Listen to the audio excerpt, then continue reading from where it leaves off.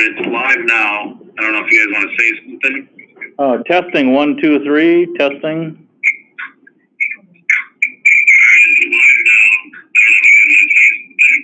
Should be good. 1, 2, 3, testing.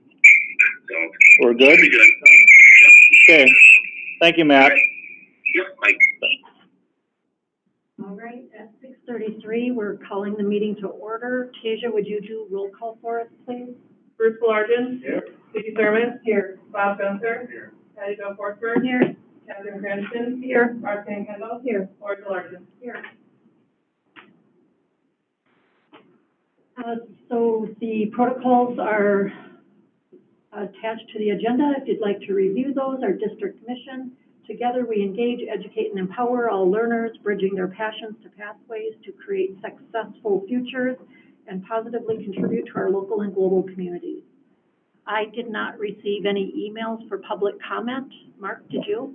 All right, so we are ready to go to our school perception staff survey presentation. Thank you, Sue, for being with us. Good evening. Thank you. Everybody can hear me okay? Great. All right, And you'll I'm going to attempt to take over the screen here. We'll see how I do.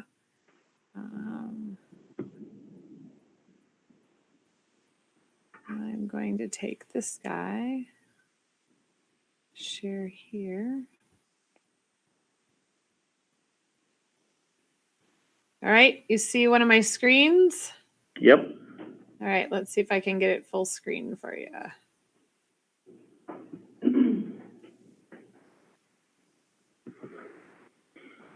All right, so you see the full screen now, right? Mm-hmm. Yes. Good. Okay, so not new to you. We've been doing this before. This is the third survey we've done with you. So in 2015, we did a staff survey, and then we did it again last year and this year. And we've been doing this since 2002, helping thousands of school districts gather this information. And as you know, why is this important? You want a highly engaged staff because that impacts student engagement, which ultimately impacts student achievement, which is why we're all in the room tonight, right? So your survey was conducted in April of this year. All of your staff members received a survey invitation via email. You had 164 employees that completed the survey. So a participation rate of 77%, which is absolutely awesome. Hey, Susan? Yep. Yeah, we lost your screen. Oh, I saw somebody else took over. Who was it? You too. It All said right. it might have been me. Open it to Peggy. That's all right. Let's see if we can grab it again. Oh, hold on. I see a resume.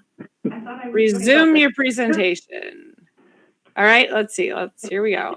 It was all black. That's okay. Nobody touch, right? Yeah. Still black. Are you good now? Can you see it now? Yeah, good. All right, good. So, yep, the participation rate of 77%. We normally sit around 70%. So awesome. 164 respondents. And remember, this is when folks were working at home. So real good data there.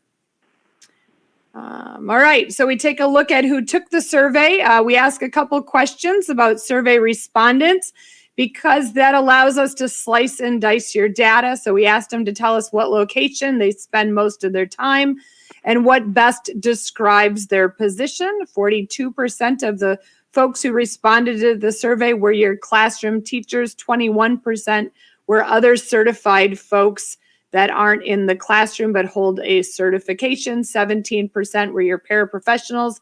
12% were your support staff. We wanted to know how many years folks worked in the district. Again, if we want to dig into something, we can slice and dice this data. But what do we see here? 39% of those who responded to the survey have been with you for more than 10 years, which tells us that folks come to Somerset and they don't leave. So you're doing something right to increase engagement, that folks stay.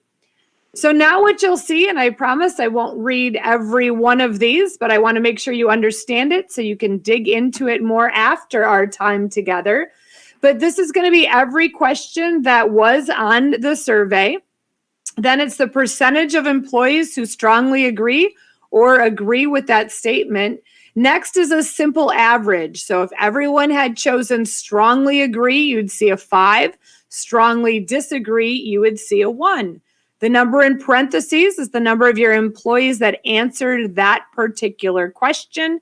We don't force folks to respond to every question, so they may choose to skip it. New this year, you're going to see a percentile ranking. So what does this mean? We now are comparing you to school districts across the country. We used to just pick 10 school districts to compare you to, but now we're working with enough districts and we want to lock up that data. So now we'll give you a percentile ranking. So what this means, you want to celebrate things that fall in that 4th quartile. So anything that you see here, 75 and above, that means you're in the upper echelon, if you will. That's where you're doing quite well. If you see a 25% or below, those are areas in that 1st quartile that you might want to pause and ask some questions about.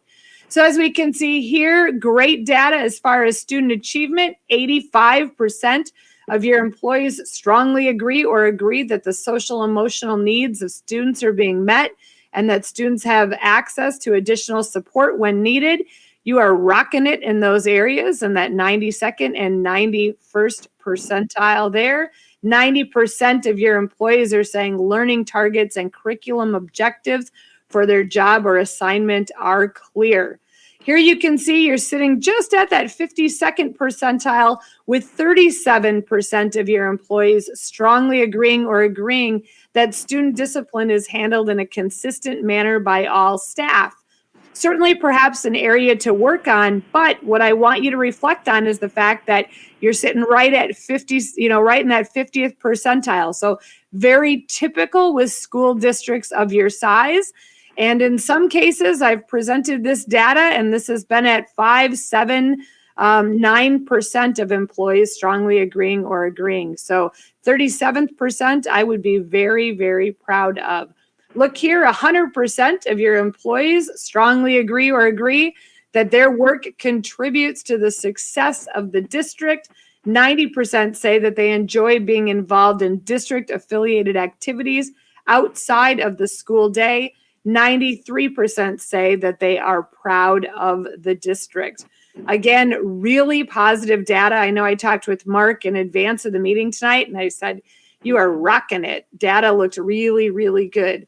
96% of your employees said that they have a good understanding of the goals of the district.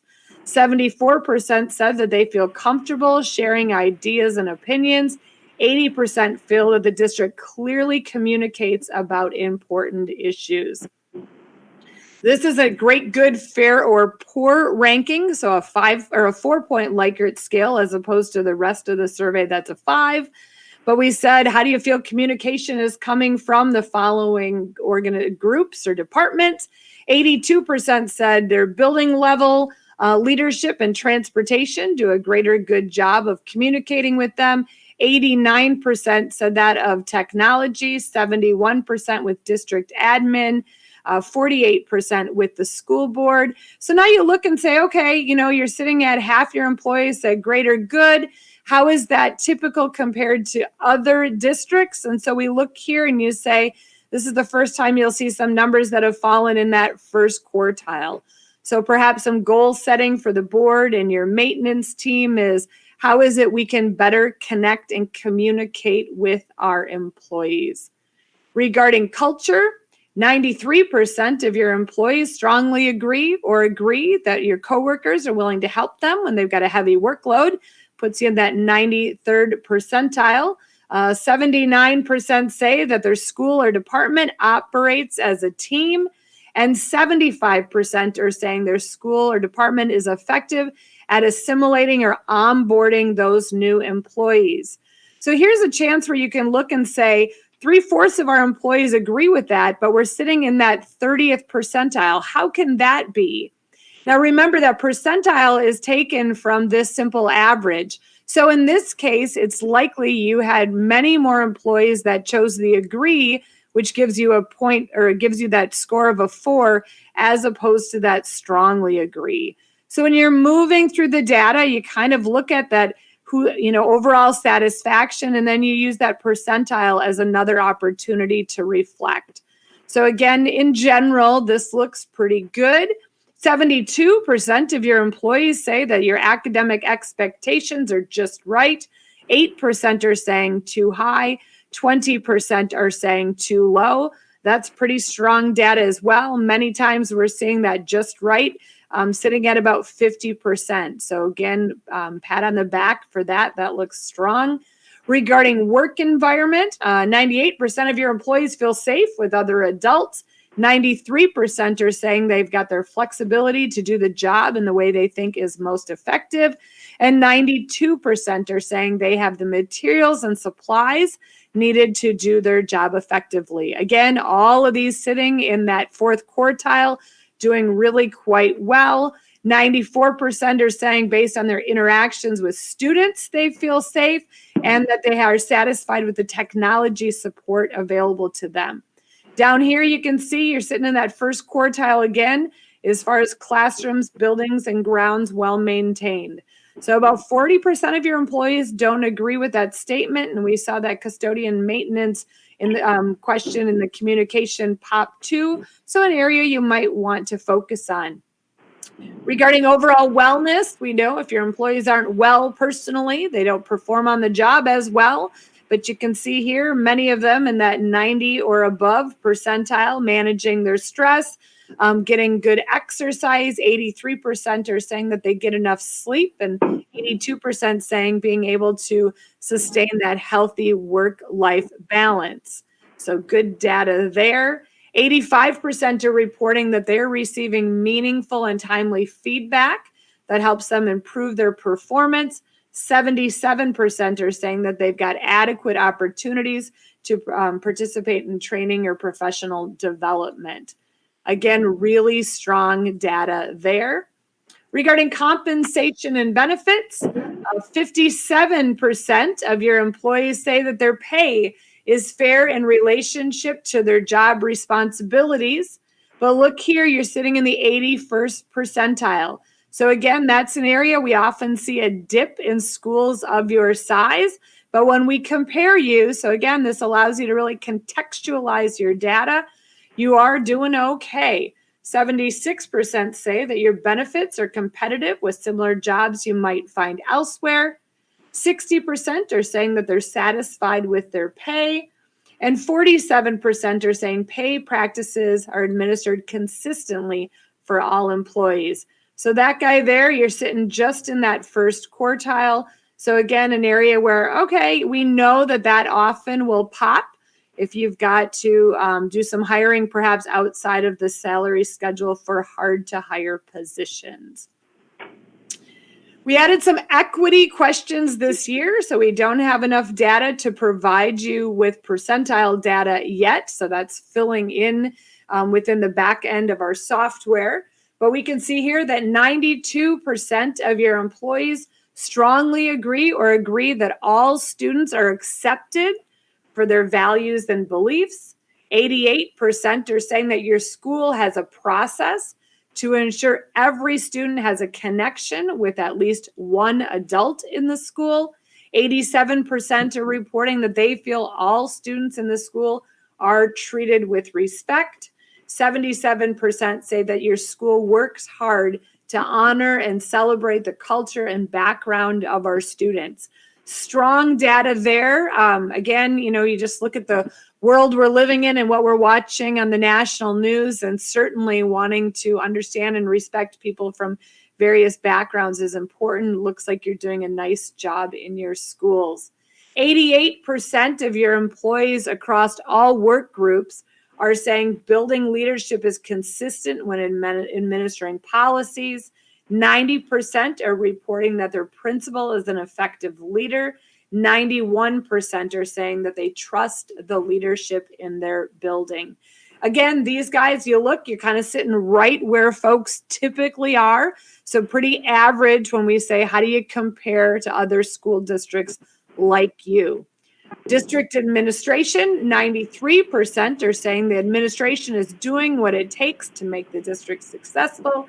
84% report that your administration is responsive to major concerns of employees. 88% are saying they trust the district's leadership, and 94% are saying that they strongly agree or agree that the superintendent presents a positive image to the community. So strong data there regarding district leadership. Regarding the school board, so 93% are saying the board appropriately balances the mission of the district with fiscal responsibility. 86% say that the board is doing what it takes to make the district successful. And 76% are saying that the board presents a positive image to the community. So as you can see here, that guy's sitting in that 17th percentile, so that first quartile. So again, in most cases, you're going to have of the people that chose strongly agree or agree, they probably just chose the agree there, but a quarter of your employees are choosing disagree, strongly disagree. So again, an area to say, okay, we want to perhaps poke around, ask a few questions regarding why would our employees feel that way. Overall satisfaction, again, nice looking data, 92% say in the last year, we've made some improvements. 97% are saying, all things considered, this is a good place to work and that the community supports education. So again, overall, really nice data. I took a peek and kind of looked at you over the last 3 times that we've conducted this. So from where we were in 2015, you've really made some nice gains with employee engagement. We asked folks, well, you are a school, so give yourself a grade. The majority of folks, 64%, said I'd give us a B, 15% an A, 20% a C, and you just had 1% of folks saying, oh, I'd give you a D. And then how do you compare to other districts? So again, this looks real strong here with only 11% saying worse or much worse. If you remember, based on the research that we do, what we try to do is thematically look at your data. So we wrap up questions into different indexes of employee engagement.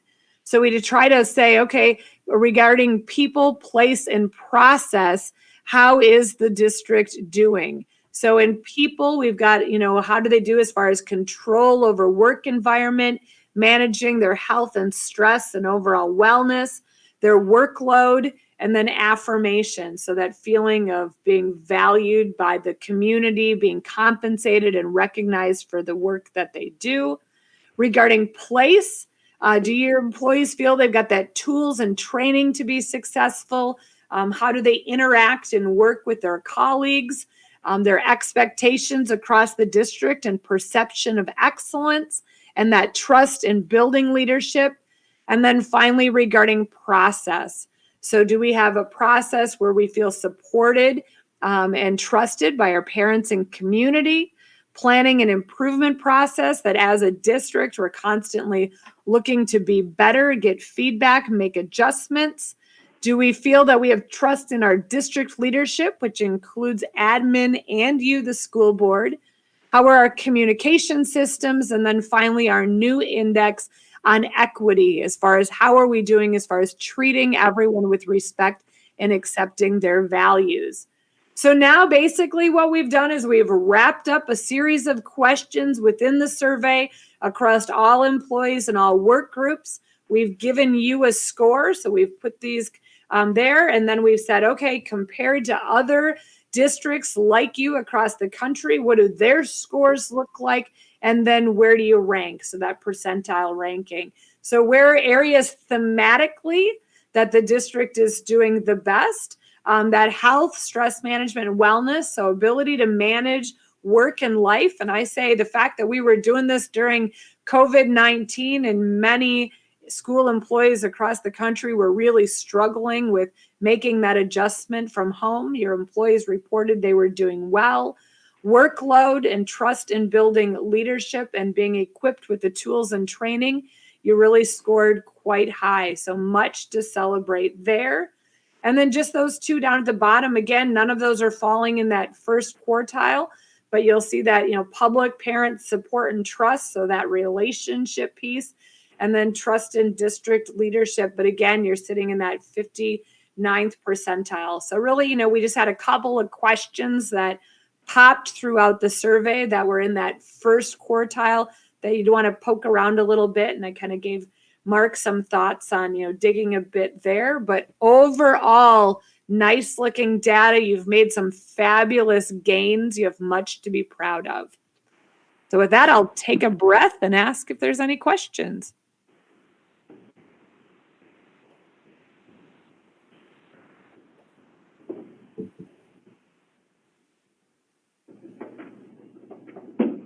And I think I did it in 20 minutes, by the way. Excellent job, Sue. If somebody comes up with some questions later, what would be the best way to get those questions to you? Absolutely. And we're always willing to help support you with the data. I think my recommendation is you can either reach out to Mark to get my email address, or just pass them through, shoot them to Mark, and then I'll respond and he can share them with the whole group. I think that's the best way to make sure everybody gets all the information. Okay, it appears that right now nobody has any questions, so thank you so much. And I'm really excited to see the huge improvement from last year. When I looked at that spreadsheet that had the red and the green on it, we had a lot of green, so that's excellent. Yep, you've made some real nice gains. All right, have a wonderful night. Thank you. Thanks, Sue.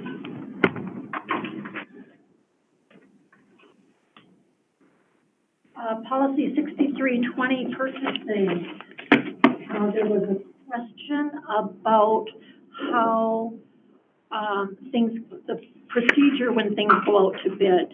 And Mark, do you want to talk anything about that? Well, Dave, I don't know if you want to pop in over here too. I don't know if you had anything to add on to this, but it's just I think just the confusion of when do we come to the board with RFPs?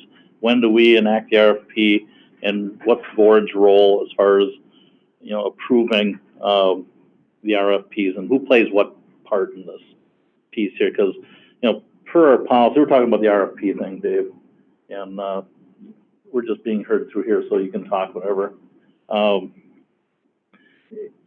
there's some things that we've brought to the board, say, hey, we want to go out for an RFP, but they've been big ticket things like transportation contracts, health insurance, and basically it's our policy says anything over $10,000, we need to get competitive bids with that. And I think this started with the sound system piece here. We thought it was going to go over $10,000, and I guess we just want to have some discussion so we all understand, the process. And Dave, do you want to explain your interpretation of the process and how you use it? So we go to RFP. We use bid and RFP interchangeably with policy here. If items are 10,000 or more, I know there's been confusion on this policy with the section related to federal grants, where it seems like there's some statements in there that don't necessarily apply, but we also don't usually buy single items with federal grant money that apply to this policy.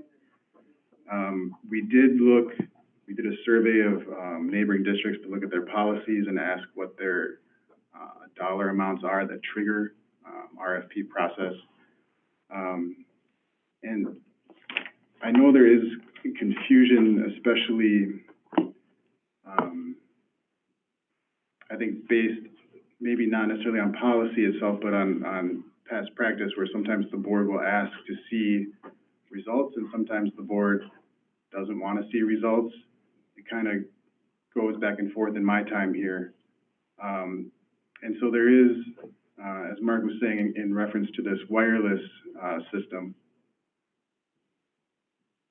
the approach has been, that I've taken is, if something is within a budget, if it's budgeted for and the budget has been approved, and it's over 10,000, then we do the RFP, but it's just part of operations.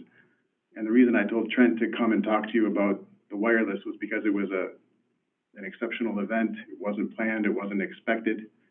And so I said, that's not in the budget.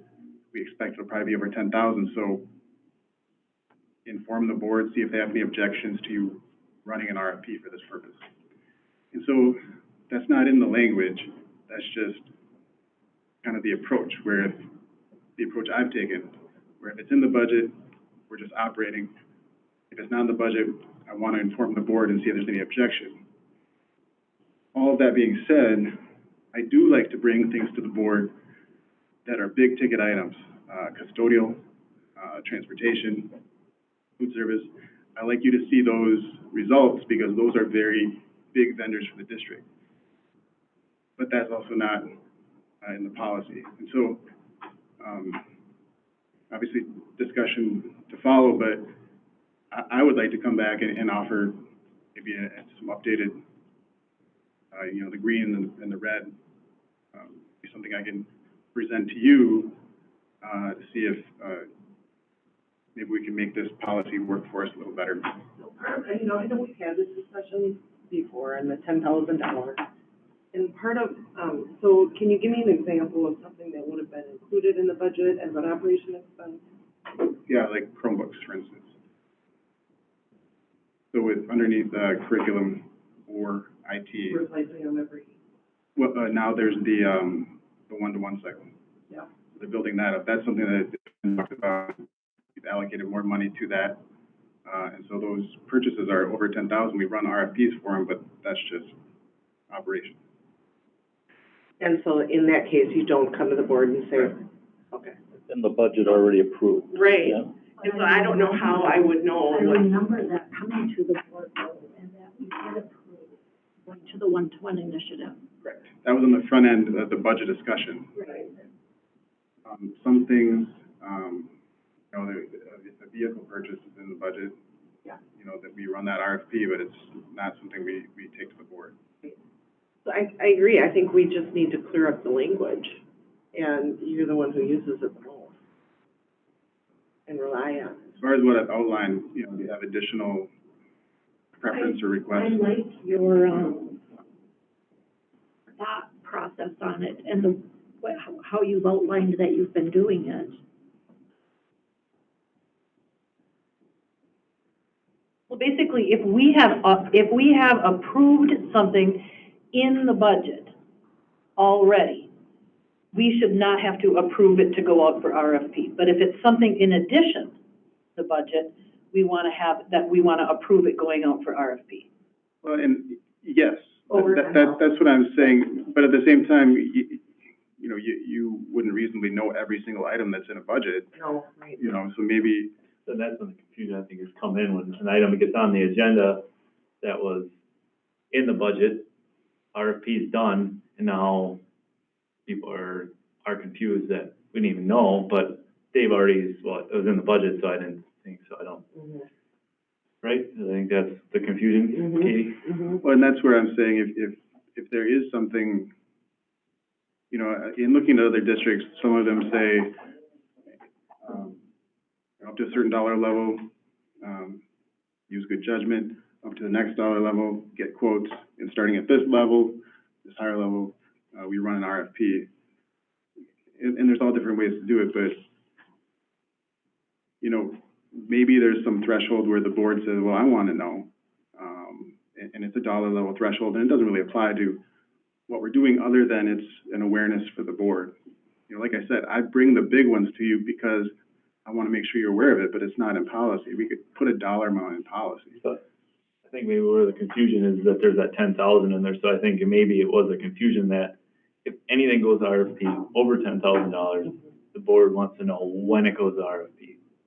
And maybe that's just something we want to put in it. Even if it is in the budget, we just want to know, hey, we're going to RFP for this service, it's in the budget already, and Maybe that's a good way to do and it, then too. it's on there, so when it comes back for approval, we're not asking a bunch of questions of why we have $70,000, even though it's already in the budget.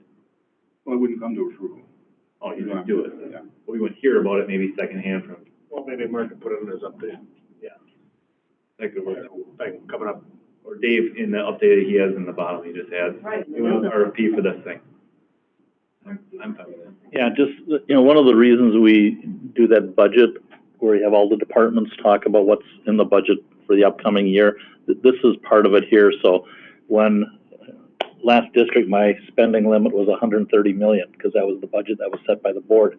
Anytime we had to go, we went over that or what have you, I had to come to the board, and, if we were going to purchase outside of that. So basically, when you're approving the budget, you're approving all those Chromebooks and all the different things that we do. So we have an $18 million budget. Again, theoretically, that's my spending limit, or our spending limit right there. So you've already approved those things. That's why, George comes in, tells you what is included in his budget, the high school, Trent, and so that the big ticket items are, and that's just one of the steps that we've put in over the last couple of years to help understand what's in the budget. So it's just not cold to you. So Dave, do you want to clean up that language and bring it back to us? Yeah, I would like to do that if that's. Wonderful. And I did get the draft policy from Neola. I don't know if you already have that or not. I got it here. I can give you a copy of it. Okay, all right. That sounds great. Thank you. Can I just ask a question? We don't have to see the actual RFPs, do we? Or do, just so I understand, if you go out for RFP, do we have to approve who you go to for an RFP? Or are we just looking at, you come back to us with the options and then we decide? A lot of things that we do are based on local preference, if the board prefers it a certain way or not. I was just gonna comment that I don't think it would be efficient for us to micromanage the RFP process. Okay, I just wanted to be clear on that. Smoother and quicker if we didn't do that, but again, it's, I wouldn't recommend that you review the RFP packets I send out, Okay, I just wanted to be clear on that. unless there was a specific need to do so. No, I agree, I just wanted to make sure on that. Agree with you. So do you think, when would you expect that you'd come back with the, I can get it at any point. would it be acceptable to bring it to the next work session? July work session. Sounds good. Thank you. Thanks, Dave. See you in a bit. Yep.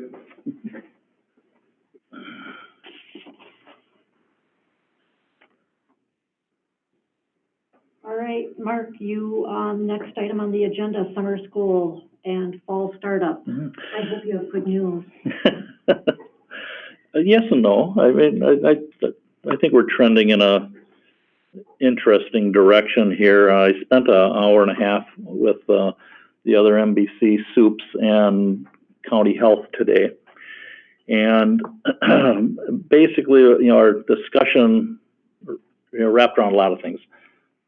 Summer school starting, fall athletics, and fall school startup. And, things are, again, changing so rapidly with this. They didn't have a lot of solid guidance for us. I think they're working on some county by county, because what's come out of DHS with the parameters for opening up school in the fall, as we all came to the same consensus, is ridiculous. I mean, we can't afford to run, 10 kids on a bus or 20 kids on a bus and things like that, and just so many kids in a classroom. Are you looking at A, B days? Are you looking, dual platforms? I think the dual platform piece is something I want to talk about a little later, but basically, you guys are going to decide what happens for school startup. This is everything that we've got now is guidance. Okay, we can listen to the guidance, but the bottom line is, if you decide in July 16th or whatever our commencement day is, you want to run a traditional commencement in the gymnasium, which, that's the extreme, you can do it. County health is not going to step in, again, unless something, all of a sudden there's some outbreaks or what have you, and I'm checking with Trevor to see what kind of liability we have, because basically we can get sued for everything anyway. But again, that's something to be concerned about. But really, they're not gonna put the kibosh and no one's gonna get arrested. But again, we're going to have to make the decision locally here. So what I'm suggesting here, and Trent already started up on running this, is I was gonna tell him in the next day or two about starting to get the coaches together and take a look at what, come June 30th, our facilities, we can open them up. We can open up for anything we want to do, but again, we have to be comfortable in how we're gonna deliver these services. But as far as our grounds, kids can come out, play soccer, play football, or what have you. How about the weight room? Well, that's, and again, there's guidance along those lines too. So that's why I want him to meet with our coaches and orchestrate how this training is gonna go. And Trent's already done some nice work on it and that. And the other piece is I wanna form a school startup committee, which will basically engage the parent councils from each building and probably a board representative, and sit and talk about, okay, what's good for Somerset? What's the expectations for Somerset? What would you like to see? It could go anywhere from starting school business as usual, or maybe we look at some other type of reentry plan. But, we have to have community buy-in in this. It's not something I think we can just say, hey, here's what we're gonna do, otherwise we're not gonna meet the needs. Because I fully believe that, a good share of our kids are gonna come back and wanna be in traditional classrooms, but there's gonna be a share that, parents are just a little skittish of kids riding the bus or, being in a classroom with, 20, 25 kids. So again, I really feel strong about getting this committee of parents together to talk about what's good for Somerset. Because, these DPI guidelines, what have you, the people that are making the decisions on these things are down in Madison, Milwaukee. And it's a whole different dynamic than it is here. Although we just have to approach this in, keeping people safe. Because, as soon as we have one case come into our doors, we're gonna have to have plan B, and I guess what I'm saying to you is I would like to, the 24th, over the next couple of weeks, people are taking vacations right now, just like get out of here. When we come back on the 24th, we're gonna hit it hard as far as what's the fall gonna look like. Now, again, I mentioned before, a lot of these other districts haven't gotten to that point yet because they're just finishing up right now. And so we've already been talking about, some of the different things that we're gonna hit on that all-day retreat that we have to be able to figure out what's happening and what we're gonna present to the board as far as how next fall is gonna look. We've done parent surveying, teacher surveying as far as what went well, what didn't go well with our virtual piece there, and we're seeing the same trends from other districts that, everyone started up here, and as the weeks went on, the enrollment went down, and so did the enthusiasm for virtual learning. So again, that's just the plan of attack right now. I think we need to get a lot of input from our community. Trent needs to work with these coaches as far as looking at what the guidelines are, how we clean things, and how many kids we let in.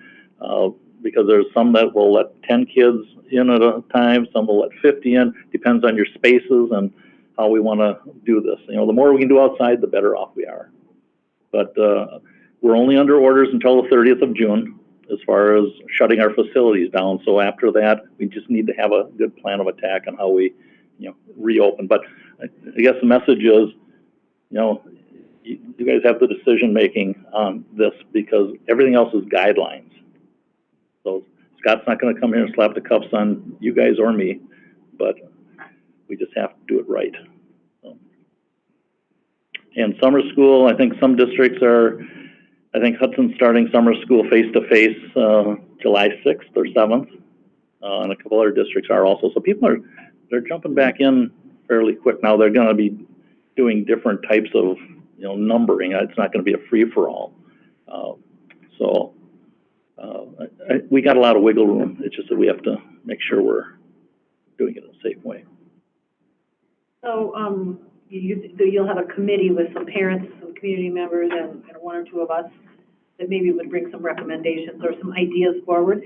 I think there also needs to be some teachers and some staff on that committee. Oh, definitely, because this they're is the ones that really have the imaginations, and they're going to be able to think outside the box and what's doable and what's not doable. And, you know, part of the thing we have to be concerned about too, okay, you know, kids that are in a high-risk zone, teachers that are in a high risk, you know, I mean, we could, you know, have some struggles there with staffing on that too, as far as making sure everyone feels safe, you know, coming back here.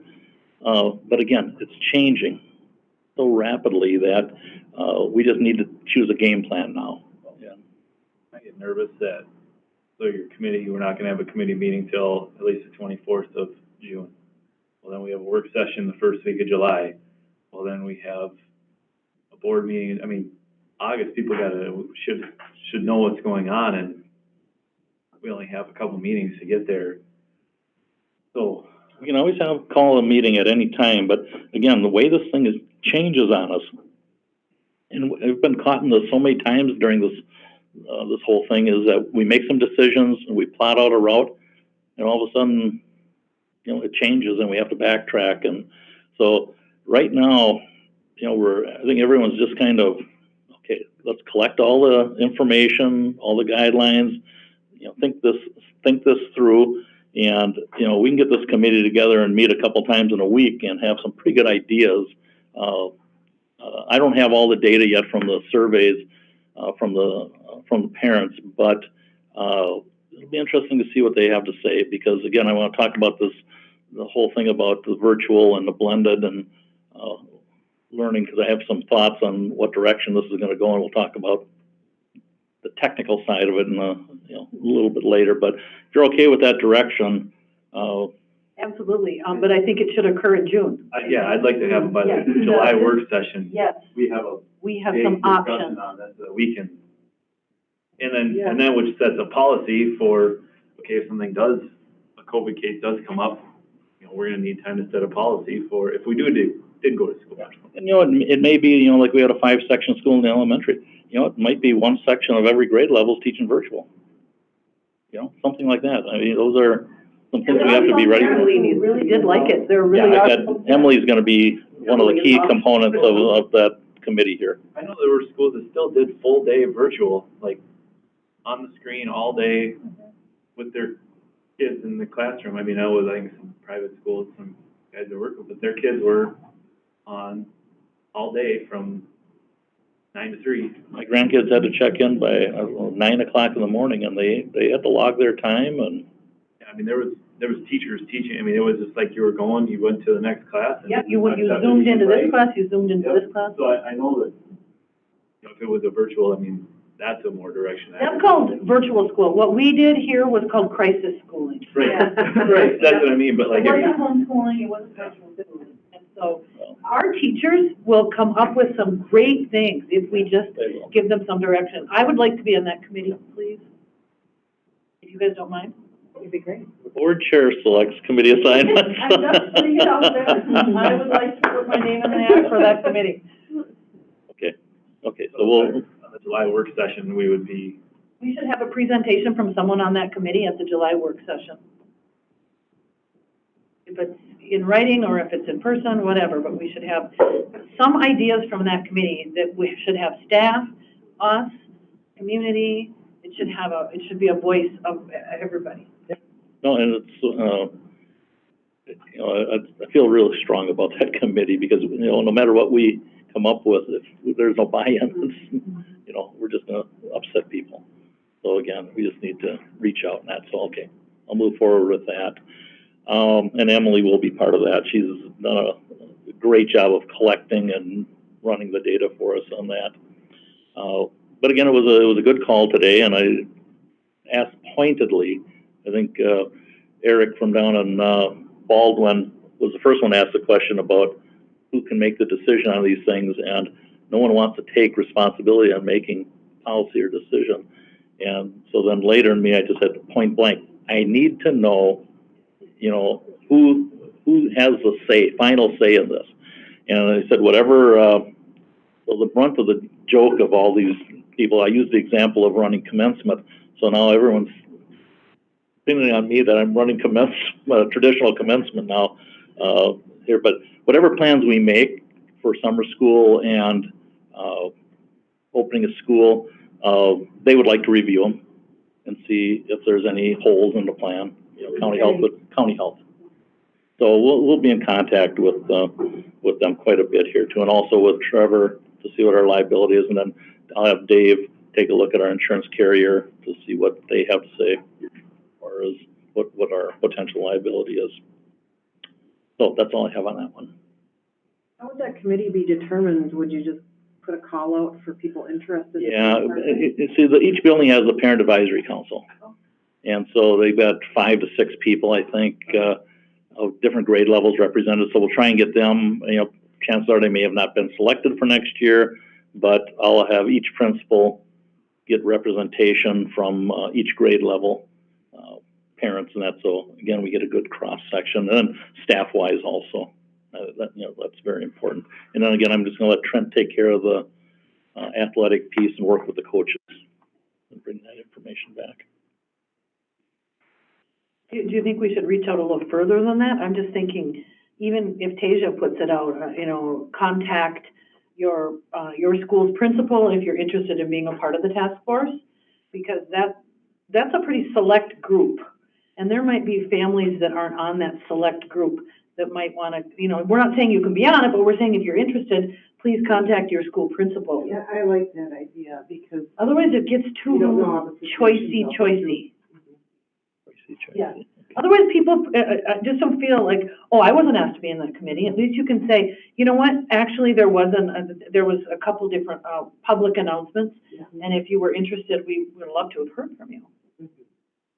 What about the 2 students that do the meetings too? Would they be, it's boys. Well, they graduate. They haven't been selected yet. They didn't oh, Katie and they're juniors, that's why I asked, because they're gonna be seniors. Yeah, I don't know when they'll make those choices. So I thought it'd be a voice from people who will actually be experiencing it. And we'll set the committee up somewhat like our strategic planning, 35, 40 people. And that it gets, anything over that gets a little tough to get things done in a couple of meetings. So, but we can put an all-call out. Well, if it gets overwhelming, we'll deal with it. What a terrible problem to have. Yeah. So many people interested in the chair. Right. Let's hope we have that problem. Okay. So Mark and Tasia, you'll work on getting something for the district website? We do an email too. Yeah. Okay. Or an email on Facebook. Facebook. Yeah. Put it on Facebook. People don't go to the website, but it's still a resource. But if she puts it out on Infinite Campus, a lot of them will get it on their phone. Yeah. We'll get a plan put together. Okay. Okay. Just want to make sure it was okay with. Before you go on to the next thing, I'm not clear on what's happening with summer school. Okay, so right now, the plan is to come into, start face-to-face the last week of July and August. So right now, the Kristens are working on, securing staff. Although the numbers, they did survey the staff. The numbers are down as far as who wants to participate at the end of the summer. So we've got to do a little more surveying with the parents and that too, to just see what our rough numbers are going to be. We're not going to have the 800-900 kids that we've had in the past, but the plan right now is to move forward with a face-to-face, and most districts are thinking the same thing too, in the late part of the summer. Unless something happens where, if we have a major outbreak or what have you, we can't do face-to-face, we'll be looking at some type of virtual to prep kids to get ready, come back in the fall. When you look at the whole spectrum of what could happen, we could have a very normal opening, or on the worst end, we probably wouldn't go back to school till October or November. Those are things that are being talked about. Well, I'm just saying, what people are, what the people, again, the people that are making decisions are down in Madison, Milwaukee for us. And it's a whole different scenario down there. So again, and I think that's why they're starting to let the counties, try to develop guidance rather than coming out of Madison. So you're saying maybe face-to-face, smaller classes, end of July, first couple of weeks of August? As far as the traditional, what we've had as far as summer school, and then we're also working on, more of a curriculum-based piece too, to get these, these kids have, they're going to be behind. Yeah, let me tell you that I've really made a point of every time I see someone out there that I know has, oh, do your kids go to Somerset? I mean, I'm not kidding. I was out at the sandbar at Cedar Lake walking around from pontoons yesterday asking, because I want to know what they need and what they want. And no one is going to take any more virtual school, I guarantee. But a lot of the parents did ask about, does it have to be all remedial? Does it have to be all core subjects?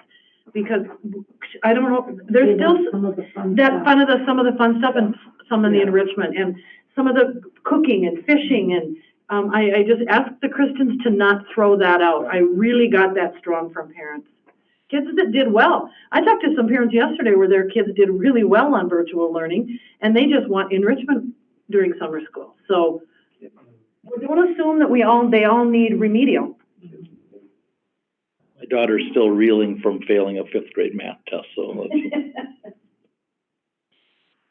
okay. Is construction impacted at all though?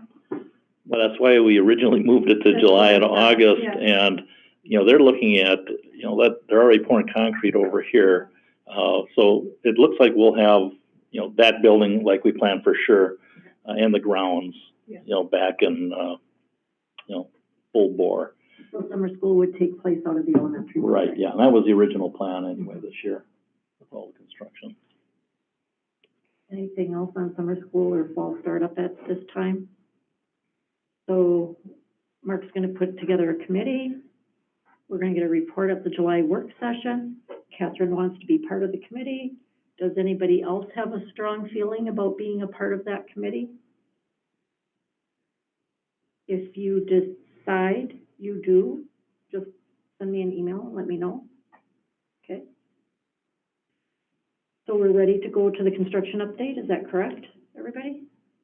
All right, go ahead, Mark. Okay, this is a big one for us because we need some solid direction tonight to keep this on schedule. And just some of the thoughts, you know, I tried to explain it in the weekend update there. You know, I want to talk budget-wise first. And when you look at the executive budget summary, you know, we're sitting in really good shape for this project. We have, I'm going to talk budget, I'm going to also talk roundabout at the same time, and then we'll talk more about roundabout. But, you know, from the top, you know, from everything we've seen, a roundabout is the way to go. We anticipated about a $300,000 bill for that roundabout, and as you saw, the bid from total was about $400,000. Now, in our budget, we have we're sitting with about $1 million under budget. You know, so we're good to $1 million, and actually, I believe it's going to be somewhere around $1.2 million or $1.3 million because there's other budgets in here that haven't been expounded or expended, like our moving. You know, all the trailers we had was, I believe, like a $90,000 deal, but we'd save $30,000 if we didn't have to move them more than a couple miles. So, I mean, we got some things in there that we're not going to spend all that money. So I think that'll go up to about $1.2 million, $1.3 million. They're ahead of schedule. Randy said there's going to be some credits coming back because demolition wasn't as much as we thought. There's a couple other things that are going to be credited back once this whole thing gets done. We also have about $400,000 of interest income from our investments on this bond money. So you're sitting at right around $1.5 million, you know, give or take, under budget. And also into this budget here is factored $322,000 of that roundabout.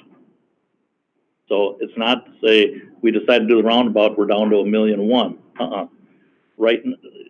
So what the difference we have to look at right now, and why we need some direction on this, is the additional, I'm just going to say roughly $80,000 for that roundabout if, you know, we want to go into that money. So the question with the roundabout, well, first of all, on one end of the spectrum, you stick a stop sign out there, and that's, we want to expound that $400,000. You put a roundabout in, and we're going to spend that money. And, you know, then I'm going to have Bob jump in here too, because Bob knows the street construction. So with total bidding it, I think I know some reasons why their bid is so high. They were the ones who originally told us it was gonna be around 300,000. If we turn this part of the project over to the city and let the city bid it, we potentially can save a good chunk of money, by bidding it out. You know, we know if we took Total's price, it would cost us another 80,000 or so in that 1.5 we have. But if we go out for bid, we might save, I don't know, 30, 40, 50,000 possibly. We don't know until we bid it out. But if, Bob, you can talk about the schedule. If the city takes it over, we can still maintain a schedule getting this thing opened on, August 28th, I think we were talking about. I mean, it'd be a really aggressive. And they can even get it done. We go for bid to the city. Well, why don't you talk about schedule, Bob? Yeah, so it's imperative that we get bids out, within, actually, the let date be like Thursday of this week, actually. So we can run that for about 20 to 21 days and request for contractors to go to bid on it. That's a pretty common, has to go into the newspaper, for Wisconsin law. So timing's real essential, because we can very well eat up time waiting for board meetings to take place. So if there's a gap between the municipal meeting and the school board meeting on bids, then it could shift us out real easily 2 weeks. So, it's just the village, so let's plug in a special meeting, get board acceptance for the village to go out to bid. The roundabout plus some supplementary street projects that we're interested in doing, because the road on Sunrise from basically Klucher, where the bridge is, up to the roundabout area is starting to deteriorate faster than we assumed, so we want to make that right. So we need to beef it up for the truck route by Kathy's house. Yeah. So with all those things, then when we got the bids, kind of felt it was going to go one of two ways.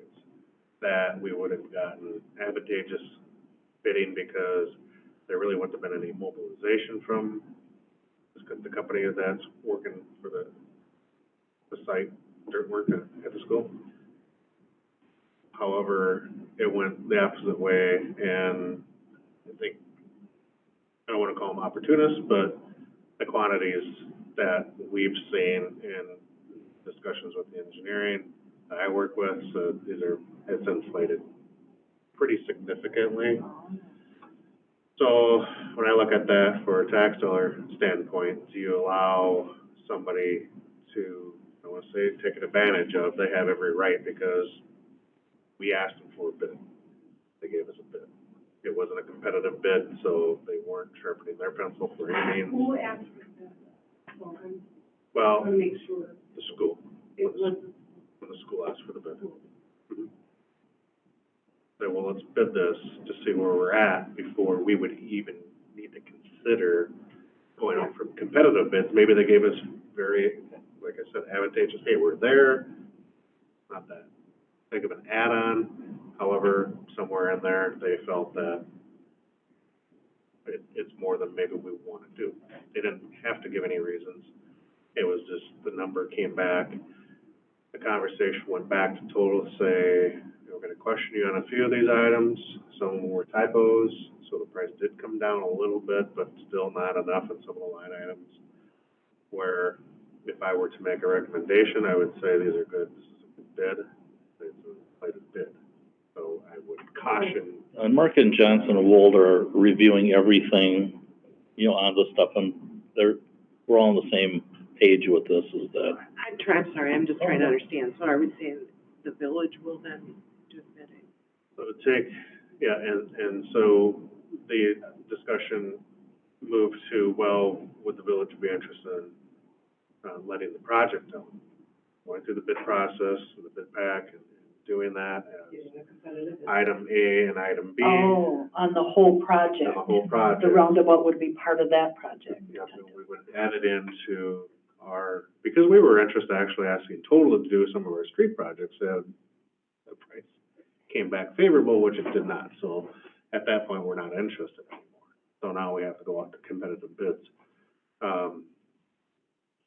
So two things can happen with competitive bids. It's late in the game to bid. So I did make a few phone calls to contractors that I do work with. They said they were both interested in it. Some communities have completely eliminated their construction projects for this year due to COVID, so there has been some gaps in scheduling. So this will be well for us, but that schedule's super aggressive for them to meet. So you could see, I'll be 100% honest, about 2 weeks into the school year where they're still trying. We would hope, and the first layer of blacktop is called binder lift. That's pretty imperative for me in like running a project to say that has to be down before we have somebody at 10 o'clock at night just going through that roundabout on gravel, Right. making a complete mess of the project. So there's that outside chance that could very well spin into. But what we put in the bid would be, we moved it up to September 4th, just to make sure contractors don't look at that and say, well, we're going to charge you basically an upcharge because you want this expedited so much. So now we're going to, it makes us look a little desperate. So then the inflation could come in and hurt us because they might look at that as just on a desperate note that says, you know, this isn't January, so they really don't have any options. They're going to have to go to bid. So there's a few elements that I'm nervous about, that I just want to be upfront about, that could happen. And if that does happen, our conversation's been, then we'll push it off until next year. That's what I was Stop thinking. short with some of the other, you know, the driveway entrance, so we're not tearing up $500,000 worth of work. And just saying, you know, we're gonna do the stop sign approach right now, and maybe we ask the police department if it's too much for them in the mornings and the afternoons just to help with the traffic. But I don't think at any time should we, if there's an uneasiness here, that we should just say we have to have it done. Because I don't think that in the end, it could wait a year.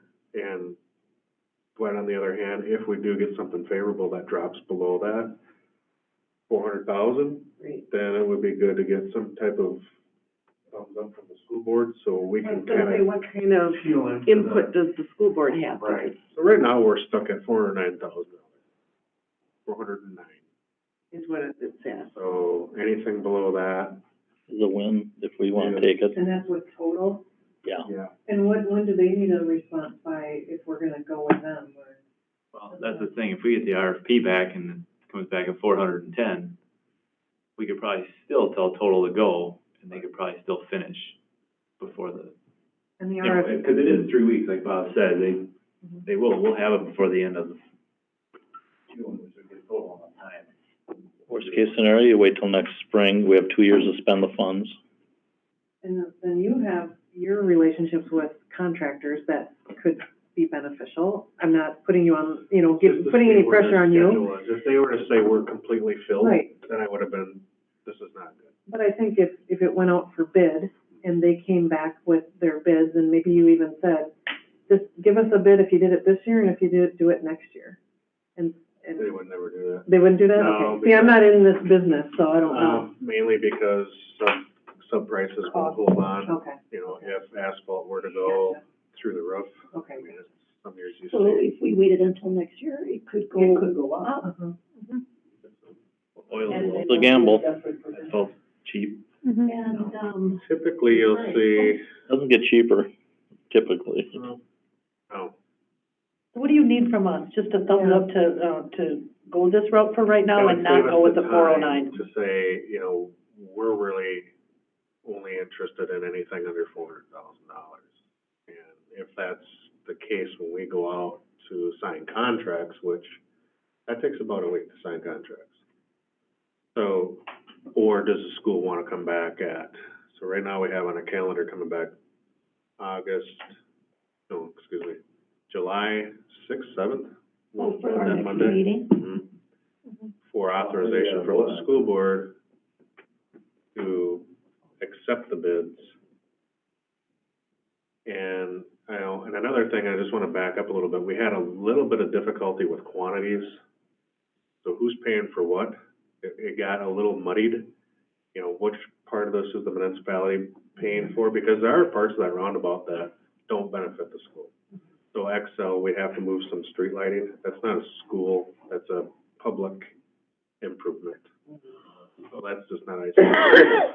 But there were some dirt quantities that came up that were really hard to figure out who was paying for what. Well, if we can do it in a different bidding way, it becomes very clear. Because now we're not relying on BKBM and their quantities and my engineer's quantities were coming up at different amounts. So it was like, well, you know, this is a $30,000 swing now. So we gotta make sure the right people are paying for the right. Well, we're lucky that you're on the school board so that we know. We are. So, you know, so I see both sides of it. But in the end, I think the canvas that's in front of me is this is still taxpayer dollars. And I don't think anybody on this board is really interested in saying that we're gonna, you know, spend $50,000 more of your money on something. Right. Knowing that it was, I'm not gonna fault Total Excavating because they have every right to bid them. So I'm not shaming them in any way. There were some things in there was surprised to see. They're not gonna lose money. They're not gonna bid it competitively like they would. Take a chance to lose money, which we can't fault them. And they're gonna throw another 10% on it. And Margaret Johnson, market. So right now, best case, the July 7th board meeting, it's for the school. So I'd have everything wrapped up in June for the village. Then it would come to the school board for that July 7th. Well, we haven't set that yet. July 6th is July 6th, Monday. excuse me. That's one of the next items on the agenda. To plan the Yeah. next calendar. So whatever that meeting is, so best case, July 20th would be a start date. So that's, and if that were to change down to our third Monday business meeting, we'd be shifted into mid-August. And then we have no chance for us to finish. And there's no chance that this bid would be done in time for our next June meeting. The earliest it would be done is our July work session. Is that correct? Or unless we wanted to have a special meeting, we could do to accept the bids. That's an option as well. So that's just the calendar we put Yeah, in there. there's nothing wrong with a quick special meeting to approve a bid. We've had a special meeting to approve bids. I've been on the construction side, and they've had a meeting Friday afternoon, 15 minutes. Yeah. Check. Yeah. So we could start. Yes, yeah, I think it'd be great to go Talking through about this. something about a $400,000 bid. What would you recommend? Yeah, that, because then you're not, No risk. there's no risk because that's the level you're at right now. Okay. So if you did the due diligence and put it out for competitive bid and things came back over that, then obviously it's best to go with total. Okay. If it came in below, obviously it's best, and they could meet the schedule, then it's advantageous to go competitive bid in conjunction with and have it village led. And then we would oversee. And you would just bill the district our portion of it? Or however that works. So will you make a motion, please? Are we approving that tonight? Do we need to approve it? Or you just I have to. don't know if we have to make a motion to have him bid it. We're just not There has accepting. been a lot of confusion about whether people nodded or didn't, and that is not going to happen anymore. But we're not doing anything. We're just holding the bid, or we're just holding the total number. asking Is there Bob to anybody go with a with it. verbal opposition to that plan? Is that a way to do it? Do a So, roll call, yes. so are you in favor of having the village go to bid for the roundabout project? Yes. Yes. Yes. Yes. Thank you. Any no's? Oh, all right, then we're good. Thanks, Bob. Thanks, Bob. Yep. Thank you. Board meeting schedule is the next item. I move. I don't think we're moving, are we? Oh, we're not? We're just discussing. Oh, okay. I like option C. That's kind of the one we're recommending. Last year. The only problem with Schedule C that I had a question about was the April work session was the Monday after spring break. And I didn't know if our staff would be able to get together an agenda. We're here. Yeah. That's work time for us, Okay. so. Why, sometimes you leave too. Oh, right, it is, but I mean, Asia's here. chances are probably will, but. Well, and in the past, if we haven't, like over winter break or whatever, then I ask admin to get me their item so I can post it on the Friday before break. Sure. So it would be posted a whole week early, Okay. so. There is a month in, July, August, or is it August?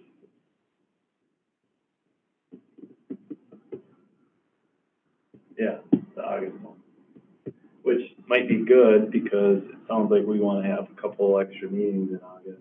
Not a couple, but we might need some extra time to about this school situation. Yeah. I mean, I think it looks, I want to have it as early as we can in August. I mean, the 3rd. Mm-hmm. I mean, that's Yeah. going to be beneficial. The 6th, obviously, for the July one, that gives us the most amount of time. And we go from August 17th until September 4th. That's the thing. Make a motion, Katie. What? Make a motion. Yeah, I have no preference. I would, all three are fine by me. Do we make a motion? It's up to us. I'll make a motion to approve option C of the school Board school board Calendar. schedule. I second that. Any discussion? All in favor? Aye. Any opposed? Motion carries. So, next is Virtual Academy Distance Learning, Shannon and Mark. Yeah, Shannon, are you on, are you there? I'm here, yep. So there's 2 items here, and Shannon's gonna touch a little bit on what she's her plan for this next fall. You know, we've seen a steady increase in kids searching for virtual schools, and so we're trying to combat that, so to speak, and offer our own programming and that. And so there's really no decision making about this, but she's just going to explain how they're going to handle it at the high school for this next year. So Shannon, why don't you go ahead? Sure, thank you. So I had Tasia attached to the agenda, you know, kind of an outline of what we're calling the Somerset Virtual Academy. And I guess the first thing I want to be really clear about is that the discussion and research behind bringing into the high school a full-time 100% online options for kids started way before COVID. So this is not something that would replicate what we kind of just got done doing, nor is it something that we kind of scrapped together really quickly. You know, this is something we've actually talked about in the high school off and on for probably 2 years. And it just hasn't quite been the right time to bring it on board with some of the schedule changes and things that we did. And, you know, really wanted to feel like that if we were going to put something into place, that we had kind of all of the pieces of the puzzle ready to go at least year 1 to kind of pilot a program like this. So, you know, I'm certainly not going to read word for word everything on the document that I shared with you, but it really kind of outlines, you know, first and foremost, kind of what the academy is, and the why behind it. And as Mark said, this has really been born out of trying to keep our resident students here that are looking for another option other than your traditional 8 to 310 school. And there's a lot of reasons why kids and families seek out an option like that. And, you know, over the course of the last 3 years in particular, you know, we've seen certainly more than a handful of kids leave, and not because they've wanted to leave Somerset, but really because we just simply didn't have an online option. And that option is something that students and their families were seeking for their particular situation. So really this first year, our goal is to try to get back, first and foremost, our resident students that have left to go access a virtual school online someplace else. Currently, we have 8 students coming into the next school year that are open enrolled out full-time attending a virtual school. You know, again, we're kind of looking at this as a pilot, because I certainly can't guarantee today that all 8 of those students will come back. We may go the first year and have 1 student. I don't know at this point, obviously, kind of what that will look like. This conversation with you, you know, for informational purposes was kind of step 1. And as you saw on the bottom of my document, you know, some initial immediate next steps that will happen in terms of kind of finalizing a handbook that we've created so far. And that will come to you for review, just like our regular handbooks do. You know, getting something up on our website, getting some information out, not only to our current resident students that are open enrolled out, but also doing a little bit more publicizing in terms of the fact that Somerset High School now has this program available. You know, so again, really just trying to find another creative option for programming and delivering education to our students that are looking for something other than kind of the brick and mortar, you know, delivery. So with that said, you know, what are some initial questions that you guys have? I have a couple. This is Yep. Catherine. Yep. So if someone wants to enroll in this, is it automatically a full-time, or can they do it part-time? So good question. So year 1, I'm going to kind of give 2 answers to that. You know, the intent of this is 100% full-time. With that said, you know, and you guys have heard me talk a lot about, you know, really embracing the idea that school can't be a one-size-fits-all, you know, kind of mold for our kids. So my general answer is that the idea for this is to be 100% full-time online, where a student would not necessarily be setting foot into our building. Now, we will sit down and work and talk with families and really kind of look at individual situations. You know, at the high school level, it might be credits, it might be an interest area. So there will be a degree of flexibility there. But the idea is that if students and families are looking at this particular program, it's because they are seeking, for the most part, 100% online schooling. And will that ever change? I mean, Yep. I just think that it would be nice if kids had options. Maybe Sure. they want to take 1 or 2 classes online, 1 or 2 classes at school. And how would this impact extracurriculars? Yep. So let me kind of address the first part of what you said. So, you know, our first year of this, I'm trying not to bite off too much more than I can chew. In terms of looking at the hybrid and the options for kids, I do have to think a little bit about staffing, because I do not, for this coming year, have a full-time staff member dedicated solely to overseeing this program. You know, so there's a little bit of that there. In terms of extracurricular, you know, that conversation will look a little bit different in terms of if it's a resident student versus a non-resident student. So Trent's been in our conversation there in terms of what the WIA allows. So all of those pieces would be outlined out front in our handbook.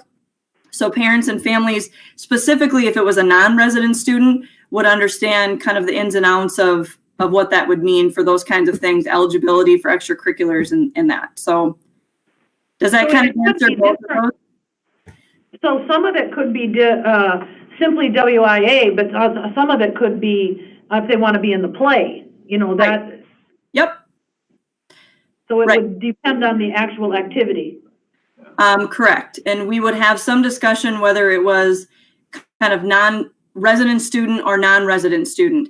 And part of this type of program, which right now is designed to be a school within a school, right? So if you enroll in, Somerset High School, you can choose to be a full-time student in the building, or this is kind of a second option for you, right?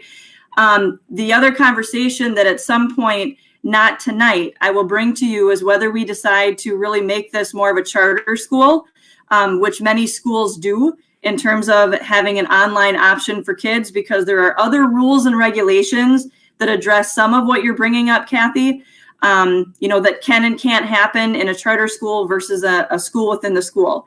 This first year, we're trying to make it, I would say, as simple as possible. Part of it is due to, as Mark was kind of outlining earlier, not knowing exactly what our fall is going to look like. And I want to make sure that when we get this started, again, that we're not biting off more than we can handle, right? So the information that will be coming to you, I would say months from now regarding, okay, let's say it's November, I'm giving you an update on kind of where we're at, maybe how many students we have involved, things that are working, things that aren't working. And then at that time, I would like to engage in a further conversation and bring you kind of a bigger presentation regarding what that would look like and the differences between keeping it as is right now and potentially making this a charter school, which is a fairly big conversation, which I'm probably already muddying a little bit by even bringing it up right now, but want to just kind of give you all of the pieces of our plan for this. Once we get a little bit further down the road here and get kind of a feel of how this is going to work, is to do many of those things that you're talking about, Kathy, in terms of options for kids, options for families, having a hybrid, having some flexibility. I won't know all of the answers to that really until we start getting some students enrolled, right? So at this point, I plan and can certainly give you guys some further updates as we move along in the summer to kind of let you know where we're at here. But like I said earlier, one of the biggest motivators behind this is that I don't want to see our resident students in particular go to other districts anymore. I want to keep our kids here, because the other thing too that many families have talked to me about when they've left is that they really want to graduate with a Somerset High School diploma, not a diploma from XYZ school across the state. So lots of reasons as to why families seek out opportunities like this, and I'd like to be able to offer that for our kids in-house. Great. I love more options for kids, the better, but I understand you want to start slow. One last question. Yep. Is this just 9 through 12? Yes. So for year one especially, yes. Okay. Is that potentially on the list of things we can look at down the road to expand it, 6-12? Absolutely. Year one, okay. We're keeping it contained to 9-12. Okay, great, thanks. I have a feeling that you will get a lot of interest in it, Shannon. I think so too. It's going to explode. I think it'd be more than just 9-12. Well, so do we then have to provide the technology that the students use, or here, what? Giving them a hotspot Their device. as part of the cost. Is she still there? Oh. Yeah, I am. I wasn't sure if I could hear someone else talking. I wasn't sure. Yeah. Yep. So in the document that I shared, I had a little table there with the financial impact, and it kind of outlines for each student kind of what the district is putting out versus potentially what we get back. So yes, the idea would be when you enroll in the district, just like every other 9 through 12 student, you'd be given a Chromebook. I think it was Bruce or somebody mentioned hotspot, internet access, those kinds of things. Again, some of those really fine details will be outlined much more in much more detail in our handbook that we've kind of got, like I said, an outline for at this point now after doing some research. But so the short answer to that is yes, we would provide that technology. And so I just wonder if you don't want to limit, or will you be planning to limit the size for now of the total number of students, because you don't have necessarily the. Well, I would say that, if we have students that want to enroll in our district, we want to take them. And I think that, we can I truly, and, you know, Trish and I have worked, you know, really closely on this the last 2 years. And I think she and I both feel really confident, especially with the technology piece of it, of being able to support if for some reason we do have an influx of kids kind of greater than we're expecting year one. And, you know, again, we may have to make some adjustments, and we may get halfway through the school year and have, you know, 3 times as many kids as we thought. Or I said, I'm also preparing for the fact we could have 2. You know, it's hard to say right now until we get a little bit more information out there, get some more kind of formal interest in terms of, you know, students, number one, wanting to come back to our district that have left, and then opening it up to potentially others as well. Great. So Shannon, do you need anything from the board tonight to continue working on this? No, I think honestly at this point, we've been purposefully, again, I want to say, aside from COVID closure, we've been purposefully kind of waiting to bring this to you until I felt like we were in a really good spot to be able to kind of launch this and move it forward. You know, I feel like we've got a good plan. I'm excited about our platform that we're using. You know, I've got staff that are going to help me with this as well, that are excited about helping to launch this. So no, I feel like we're in a really good spot. I think probably the best thing is just if we stay in communication, and maybe, you know, whether it's July/August, you know, we can kind of talk about what that looks like, but bringing you back just some information in terms of where we're at, because I think keeping you informed will be helpful, especially with a new program like this. But my plan after this meeting now, really kind of starting tomorrow, is to kind of move full speed ahead in terms of getting the word out, publicizing this, and as I said, kind of doing some of those things that are on our next steps for the document I shared. So you're going to start advertising before you have a handbook? I'm going to start advertising specifically for making students aware that have left our district that we have an opportunity here just to kind of get the ball rolling. I've got, I would say, a bit of a strategic plan in terms of wanting to get the word out to those families first. Right. And it will be relatively soon. So yes, I would say the answer to your question is I will be getting information out to people initially before an official handbook is done. Yes, because with that would only be to students who are currently in our district. That's who I'm starting with. Yes. Yep. Again, I've got a bit of a rollout in terms of how I see this going regarding communication in district and out of district. Really wanting to, again, start with those families that are in district first and kind of move beyond that.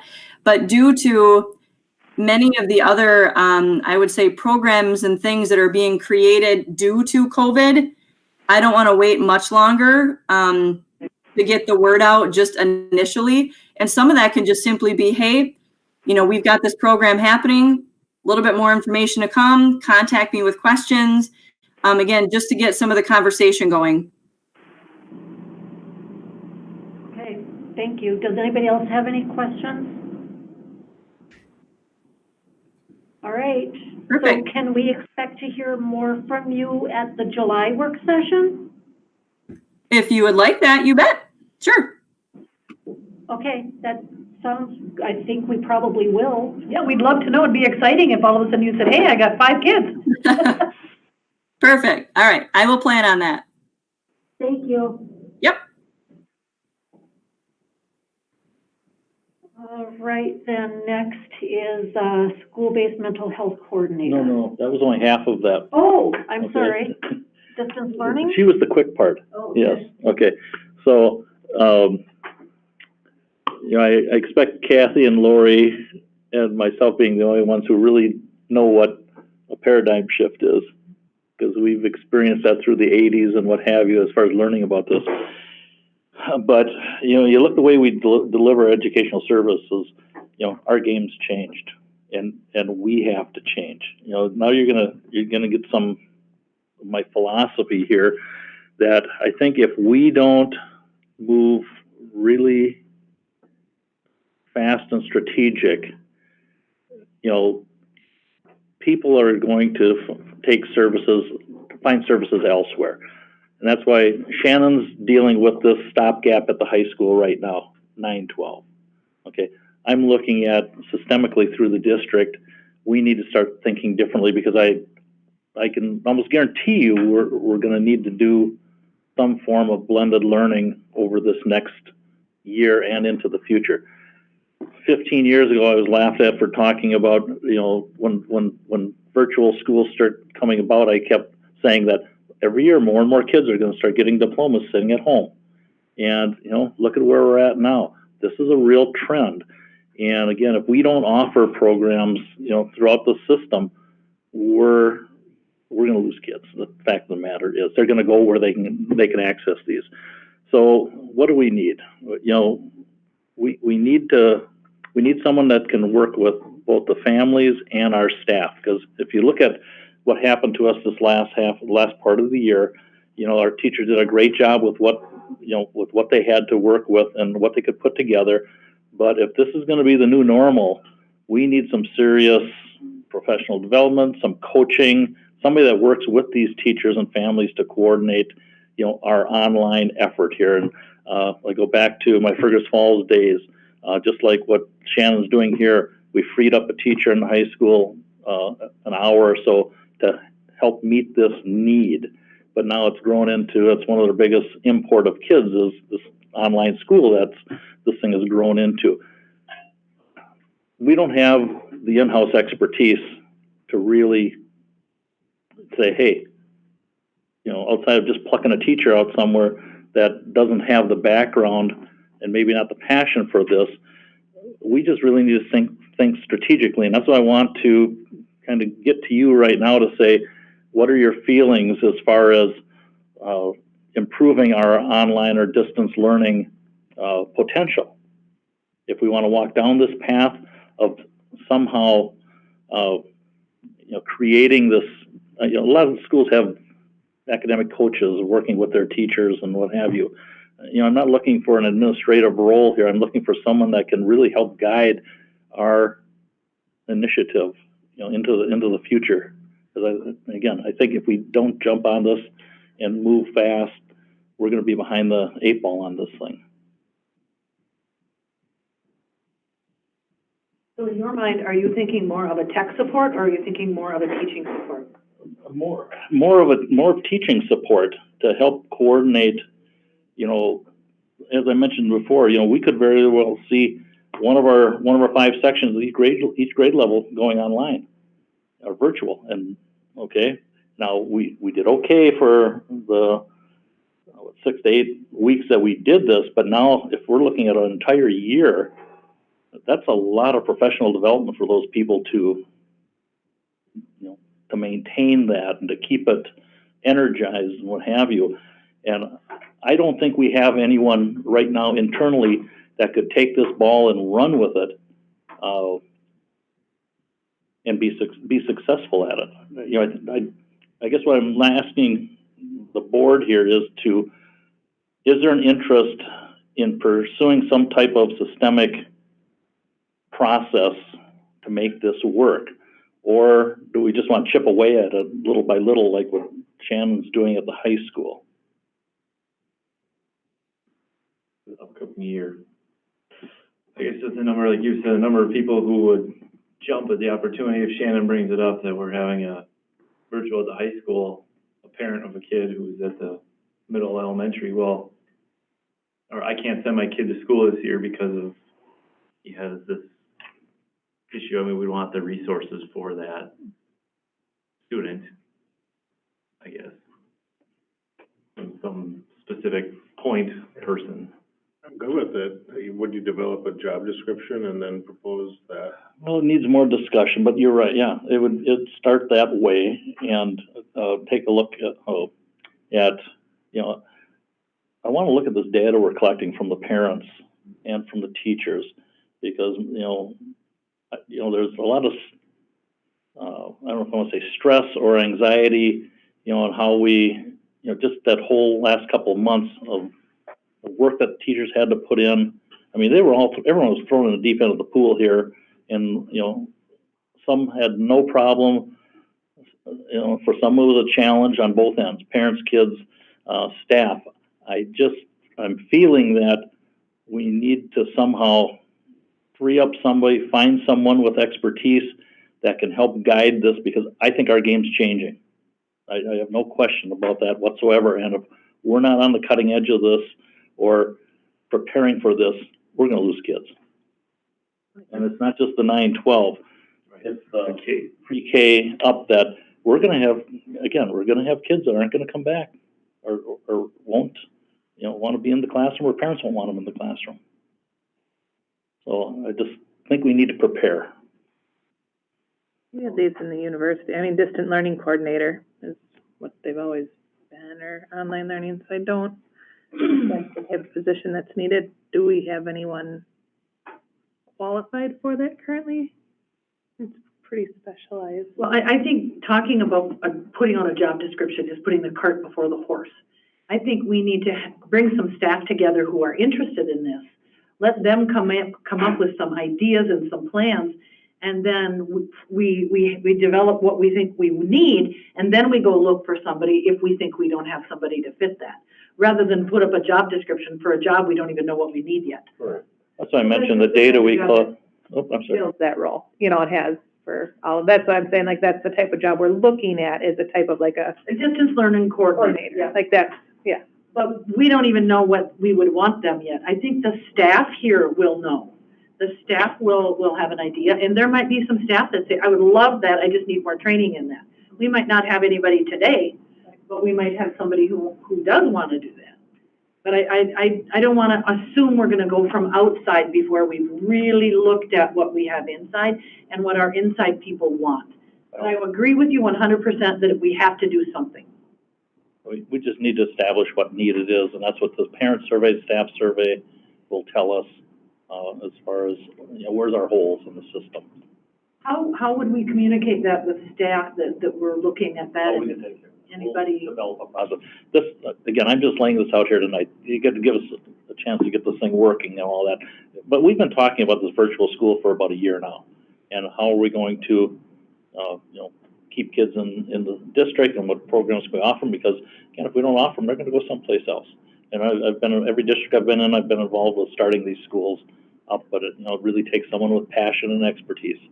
And again, we're just at the infancy stage of this. Shannon's going to, plug a few leaks with what she's doing here, and then give us some time to work on this. This isn't something that, hey, I'm going to come in July and say, here's the job description. Okay, that's all I wanted to make sure. No, but the discussions are ramping up because of the situation we're in here. I agree. I think we need to change with the times, and we need to move forward and give our community what they need. And I was just worried about, like, putting it on top of they're already teaching and they're already doing all this stuff. Hey, you want to do this? Well, there's going to be holes somewhere. So how are we going to get those filled? So again, we'll work on it. If, I'm getting a feeling that we want to move forward. So we'll take the steps to. July again, first meeting in July. Yeah, I would prefer to move a little more cautiously and slowly, and perhaps get the virtual academy at the high school up and going for a year first. I understand what you're saying about professional development, and I hope that Trish is planning on professional development for our staff this year to help them with what you were describing. That's why we're surveying, to find out what the need is. So that, because I can't imagine that we're going to get through the whole school year without something happening also. So the more professional development we can get to all of our staff, the sooner, the better. But I also want to go back to what you said, because we don't want to assume that our staff can just take this on as part of what they already do. I think like you said, that's why you have a coordinator who is that person. I don't want to teach fifth grade part online, part in person. Right. So you have that person who can. That will be out of hand. I mean, that's kind of what happened this year. So, They taught. But at the same time, I'm talking. Oh, yeah. There are some places that are looking at, I teach my class on A days here and B days online, and that would be putting a lot on teachers. We find that we have a quarter of the students are of the students who don't come back, we can't expect teachers to Right. fill that. So, I mean, I don't know, like you're saying, I don't think we want to move the snail's pace here and wait a year. I don't think we can wait a year. I think we almost have to be, when you get those survey results, we have to know that. Talking about if families don't come back because of. Right, that's what I'm more concerned about. They find services elsewhere. It's gonna grow to something, obviously, but I think as a COVID-related thing, it might It may be be more immediate. more immediate that we have to Prepared. jump in and mold it. But again, it will be something, I'm sure, in the future that, yeah, this is. So, marching forward and bring us some ideas. So we lose 20 kids, what's the cost of the district? $200,000. I mean, so again, That's huge. You don't come here, you're saying? Yeah. yeah, it's just roughly 10,000. Yeah, we're, what if 10 middle school students and we have nothing to offer them? Again, it can go in a hurry. That's why I'm just putting that out there, and we'll move forward with that then. I could potentially see seeing it be overwhelming for Shannon. She's doing it with the assistance of current staff, and year one could be really overwhelming. Which is maybe why we need to put a limit and offer it to our 8 Somerset students first, and. That's what she's doing. Yeah. But I think, like you said, I mean, we're gonna get again, 5% of kids who don't come back. That's, now it's not 8, that's whatever, 28, you know, yeah, so 20 kids who don't come, if we have 5%, now you're at 20, that's a whole class. But we're just advertising those to the students that are in the district that left, right? And then we're gonna go out for other students, right? Perhaps. That's the game plan, you know. Because that I could see being very overwhelming, for current staff. Well, it's not the same staff. I mean, as it grows, you have to, you know, coordinate it with enough FTEs. And there's companies that will provide these services too, that we could say, hey, coordinate this effort for us, you know, but Bendy. They're gonna update in July just with results and. Sounds like it's gonna be a busy July. Oh, Oh, wait, we got a construction project going too, don't we? All right. Okay. Are we ready to move on to Yep. item 10? School-based mental health coordinator. Yeah, I think it went from coordinator to counselor, I believe in your, is it? Well- Did we make the change in the attachment or? Well, the attachment, I believe is. Well, I think we just need to have this is Abby. Hi, guys. I think we probably just have to have a conversation about that, I think, Mark, just to Okay. make sure we're all on the same page. Well, you know, Abby's here to talk about this. This would fall under her area and just some of the rationale. But, you know, we started talking, you know, when Katie Francis left, you know, we had kind of this hole with AODA and the whole wellness piece, and we started thinking, how can we better use this position and service kids? And so the thought was, first of all, a social worker, somebody that can work with the families and tie the services together and what have you. And then, you know, we started looking at what other districts are doing, and, you know, the proposed job description there. Abby, do you want to take off on this now? Yeah, sure. So I had some questions about the title. You know, we started with the coordinator. We kind of just looked at all the other districts around us and kind of seeing what they had for titles. And of course, in the real great world, we would get a school social worker, right? That's what would be our biggest hope for. But the reality is, there's unfortunately not a lot of licensed school social workers around us. There's a lot in Minnesota, but there's not a lot in Wisconsin. So we kind of have to, without pigeonholing ourselves, we wanted to make sure we kept it a little bit more broad. And so we looked at the other districts, and we kind of had a big conversation about what the title would be. We did say coordinator. I had some questions for some people about maybe calling it a counselor instead. So I just wanted to kind of discuss both pieces a little bit. When we discussed coordinator, we kind of use that word because in our mind, and you can see in the job description, this person would be really coordinating services for students who are needing more than what the pupil services team is able to provide for them. I can tell you, from my past work experience working at CISA, I got to work with a lot of counseling departments, but I tell you, I don't think I've worked with a better one than what we have now. Our counselors do so much more beyond guidance counseling, right? And when you speak to them, they're overwhelmed by the amount of time they're spending on finding services and supporting students' mental health needs. And so I think that's why we kind of shifted to this lane about how can we help support those kind of needs in students so they can really concentrate on guidance counseling and doing that piece as well. So when we talk about coordinator, this person really, they'll be working with students, but really our hope is that we'll find someone who is specialized and trained in working with families, working with resources out in the community, connecting all those pieces, kind of making the umbrella around the family, because we know that students who are in crisis that we have in school, really it's not just in school that they're in crisis, and their families need help as well. So how do we coordinate services for these students and get their needs met?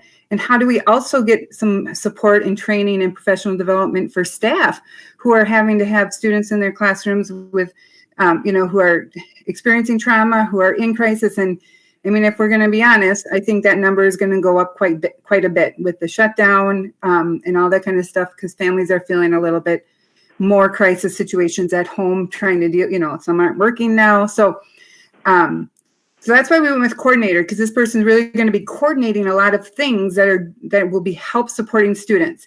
Now, when I speak about counselor, the counselor that, they're going to be working with students. My only concern about using that is that it kind of makes it sound like they're licensed to be working on that. And if we hope that we'll get a licensed social worker, great, but we'll get a licensed school counselor or school psych. But even their licensure, doesn't, I just wonder what that's going to put them in a place for the services that they're providing, and are they licensed to provide those mental health pieces beyond what a school counselor or school psych would do? Does that make sense? So I'm wondering what your thoughts are on that. I think what you're saying, Abby, is you prefer the title of coordinator? Yes. Yep, I would recommend school mental health coordinator. Yes, for sure, Lori. Thanks. Yep. Yep. And wanted to share that data with you just to kind of show you our need is growing in Somerset. We knew there was a need, but boy, when you look at the data, it's kind of just right there, it's growing. So I think we're going to need to shift into something like this to help support those kind of things, the supports needed for students in our district and families and teachers having to work with students in crisis. This is not in addition to the budget. No, this is just a replacement of, so we're going to shift from mindfulness coordinator to this position instead. And AODA. Yep. And overseeing some services to help students who are experiencing homelessness, all those kind of things. This person is going to be really that person to outreach into the community and find some support that way as well that can help our students. It sounds like it streamlines things when there's this, specific need for a counselor to make one phone call to, or just a general communication to this position to say, what's my resource? Who do I call? To me, am I understanding that correctly, Abby? Yeah, or be a resource for the counselors, but just kind of maybe even take over and do that for them, right? Because that's a huge addition to what the counselors are having to work with anyways with students, and just put that on top of their plates. And you can see some of the needs in there. Our counselors are overwhelmed with working with students face to face, helping them with their mental health piece, and then that, it's a balance for them to get to their guidance counseling work and get into the classrooms and run their groups too, because they're with students face to face. You're expediting services from 6 counselors, and this person's going to be the direct You need approval person. tonight to put this out. Well, we want to get to it as soon as we can. Yeah. You have to approve the job description. Abby, I have a question about the job description. Yep. Have that on your computer in front of you? Yep. So if you look at the essential functions and you look at number 10, I just wanted to ask you a question about what the intent was there, because it talks about coordinating timely reports to Child Protection Services. Yep. Could you tell me what So this is, oh, yep. So really what that part of this job for this piece is that this person's going to be kind of that person who does the professional development around, you know, the reporting requirements of teachers, helping support that, and working and getting some data on for us to use as a district to say, yep, we're following the rules that we're supposed to for mandatory reporting. We're making sure, you know, this person's going to kind of help support that work. So if a teacher who is a mandatory reporter discovers a child, they might call this person for help, but the person who had direct contact would still be making the report to Child Protection Services, correct? That's absolutely correct. Yep, you're right, Lori. By law. Yep. Okay. Yep. Yep. I mean, even now, Lori, I think a lot of teachers make that call with the assistance of someone from the Pupil Services team. Yep. Right. Because it's a little more comfortable for them to do that. Yep. I just wanted to make sure that you weren't putting all of that on the coordinator so that the person who had firsthand experience was not part of the process. Nope. Yep. It would say mandatory reporting is that you are the one to report it. Yep. This person would just, you know, help guide that and be the part of it, you know, be with them when they make that phone call. And then they'll also help us kind of in the fall, make sure we're providing the correct training and documenting that training for the staff that need to go through it. That'd be great. Yeah. So if you want to post this position, you need us to approve the job description? Yes. Yep, and I will change it to coordinator. I kind of started playing with it, and then I decided just to stop and say, you know what, let's just wait to the conversation. So I would change it back to those pieces that say counselor. I'd like to change it back to coordinator. That'd be great. Thank you. Yep. Motion to allow the school to solicit mental health coordinator position. Second it. Any more discussion? All in favor? Aye. Any opposed? Motion carries. Great. Thank you, guys. Abby. Thank you. Have a good night. You too. All right. Coach advisor pay for 2021. Does anybody have, I'm sure, have been thinking about this for 2 or 3 months. Does anybody have any ideas that they would like to put forward of what a possible plan might be to move forward? Bruce? One thing I thought, I was thinking before, is if we don't have a season again, that we would do a 50% for all the coaches. And then that money, because it's in the budget, I mean, that money is in the budget, it's already, but that money would be earmarked for that program for the following year. So the coaches still, because they're still going to be doing the stuff throughout the year like we established, but then since it's already in the budget and it's already part of, we are going to be saving money by not having refs and travel and all that other stuff, but that any extra money that the coaching staff doesn't have is put into that specific program, I guess, for enhancement to equipment or something, you know, uniforms or just upgrades. You know, the football team always needs new helmets and they can only get X amount each year. Well, you can get that much more, or you get to go play a game the next year at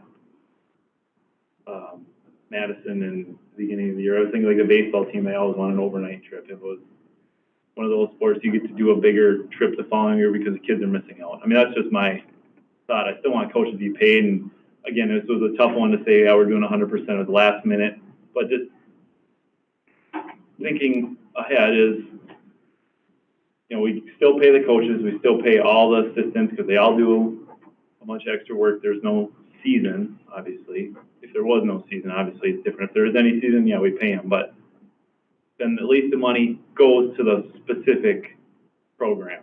Okay, can I talk about what I had been thinking for this while? So I had thought it would be a fair thing to say if somebody was like 30 days away, they were 30 days or less from starting their season, and, you know, there was a shutdown, came 25% of what they would have earned during the course of their contract, letter of assignment. And if they were already in the season, you know, if the season had already started, then I could see paying them 50%. And if they had worked over 50% of the season, then you could pay them 100%.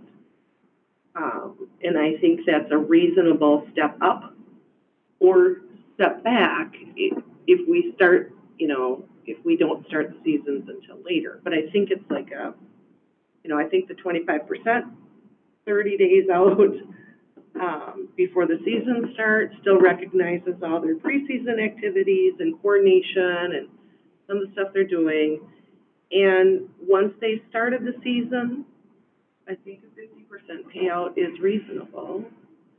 And then after they've reached that 50%, if they, you know, are able to do it for more than 50% of the time, I think it's reasonable then to pay them 100%. I think it steps it up in a reasonable way that we could use going forward. What would you think about using your idea but putting his budget idea in there? So the percentages with you, but because I like that, because here's my thinking. So the basketball season and the hockey season get zapped in half. And now that goes right back into the athletic budget, and now the football team gets new helmets. Oh, no. You know, but your thing would mean that money would stay in the budget for basketball. It would stay in the budget for hockey, so that the next year it would be in their budget, and they might be able to get new uniforms, and they might be able to have an extra game. Because otherwise, the next sport is going to have more money in the budget. So we could do both of your ideas. It wouldn't go back into our general fund. Well, we're thinking it should go back into the general fund for that sport. I hate to be the grim reaper of this thing, but, you know, we have to be very cautious on what we do here, because we could very well be sitting here next year seeing, okay, now we got to cut a half a dozen teachers because of our budget. We got a hole.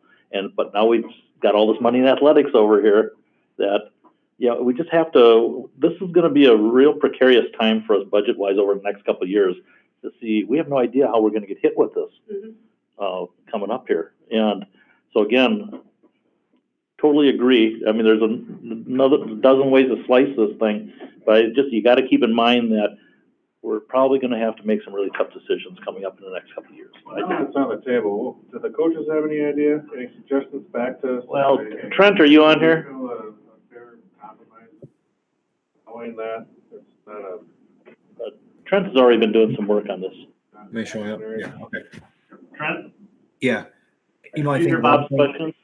Yeah, and I think the one thing on a couple of different fronts, kind of to what Katie was talking about, I think that's the conversation a lot of districts are having right now, where we know that this is a realistic possibility. Hopefully not, though, when fall sports start, where we could be in that position. So kind of having a plan in place to navigate that. What we're seeing from the discussions with other athletic directors across the conference is districts are preparing where if fall sports were to be canceled, that they likely would not compensate in full, obviously. So just having a plan on how we would navigate that. And then to answer Bob's question, I think the one thing that comes up with coaches frequently is being recognized for their work outside of the actual season, where you look at fall sports, you know, like football starts August 3rd, golf starts August 10th, volleyball, soccer, and cross country start, I think August, would that be like 17th, whatever that next Monday is. They're doing a lot of work outside of there, so having some sort of recognition for that work that takes place outside of it. Which Katie's plan would do. Did you hear what I had thought of, Trent? I'm sorry, what was that? Had you heard our discussion earlier where it was like the 25% if the season hasn't started yet? 50% Yeah. if the season has started? Yeah, so that's a able lot of the discussion that districts that, from what I'm understanding, that are having some sort of plan in place to address it, similar to Step what. up or a step down? You mean? That's what we're starting to see now is, different news feeds we get that districts are starting the percentage piece, just like what you're Well, I do feel like proposing. if we decide to do this, I do feel like those letters of assignment are only signed for 1 year. So, you know, we could change what we decide to do based on the budget the following year. So I just. But we don't really know what our budget's gonna be yet for next year, do we? No idea. So We just know it's, budget cuts that Mark is kind of afraid of could be our reality for 2021. Yeah. So I like your idea, Bruce, but because we don't know what's gonna happen with the budget, I'd be very hesitant to promise that money's gonna go back into athletics when we might need it in our general fund. you can always park it there and then if you need it. But I mean, at least we're doing earmarked, well, and you think about it, okay, coach, we cut your positions or we give your $5,000 to baseball or basketball or whatever. Yeah. I just don't want to word it so that we don't have any flexibility. Right.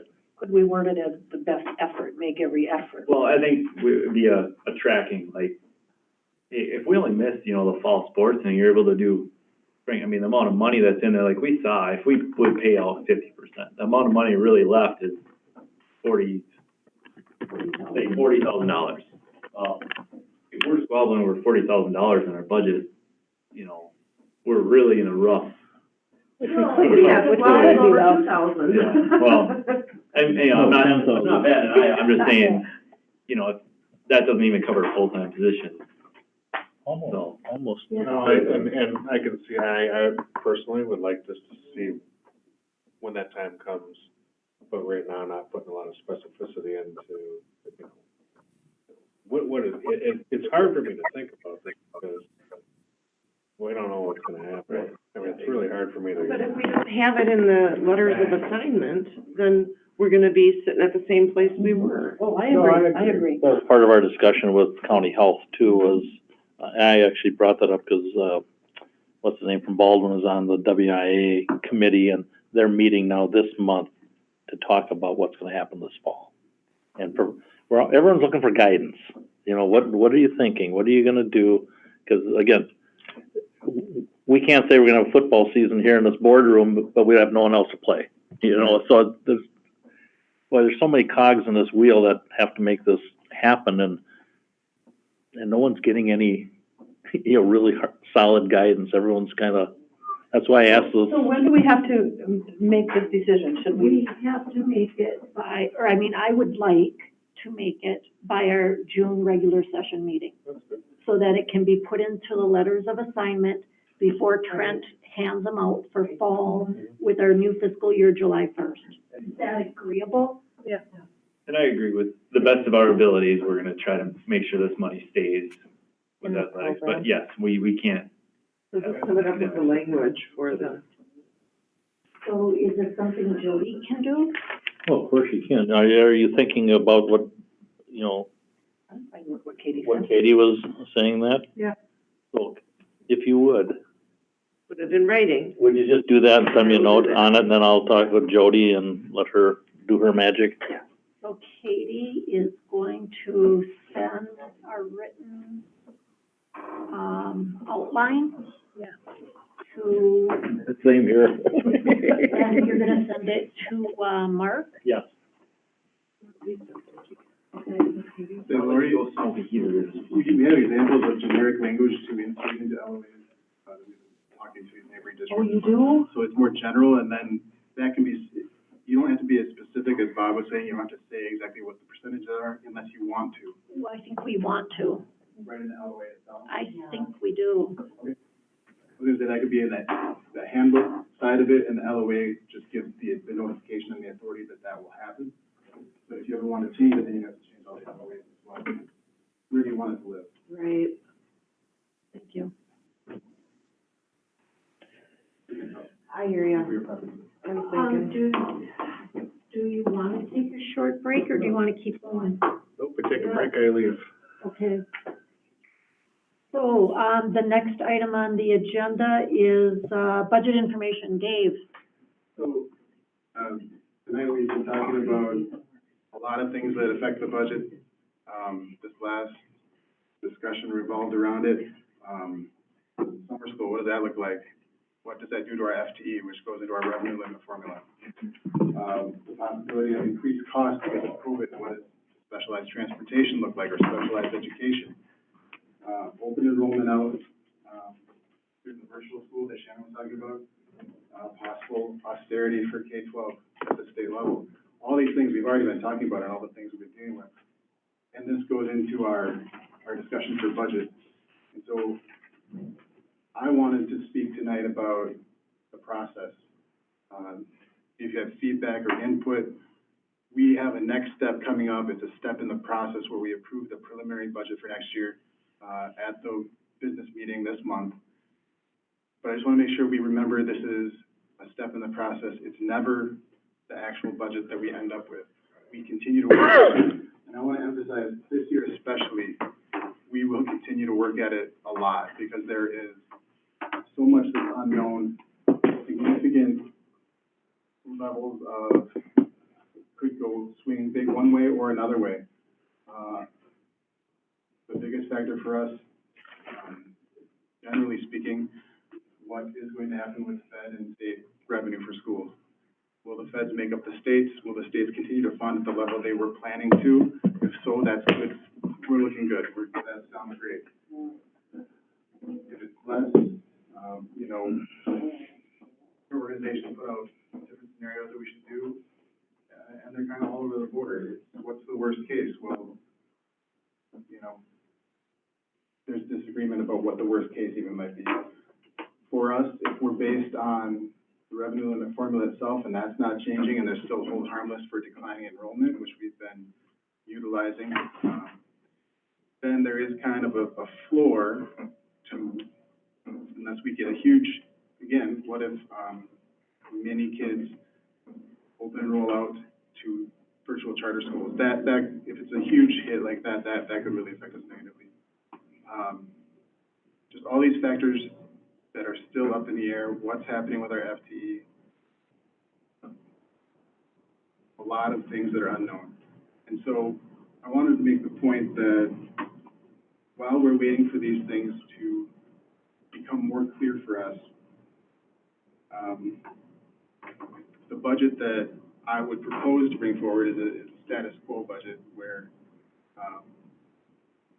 for instance, compensation will remain flat.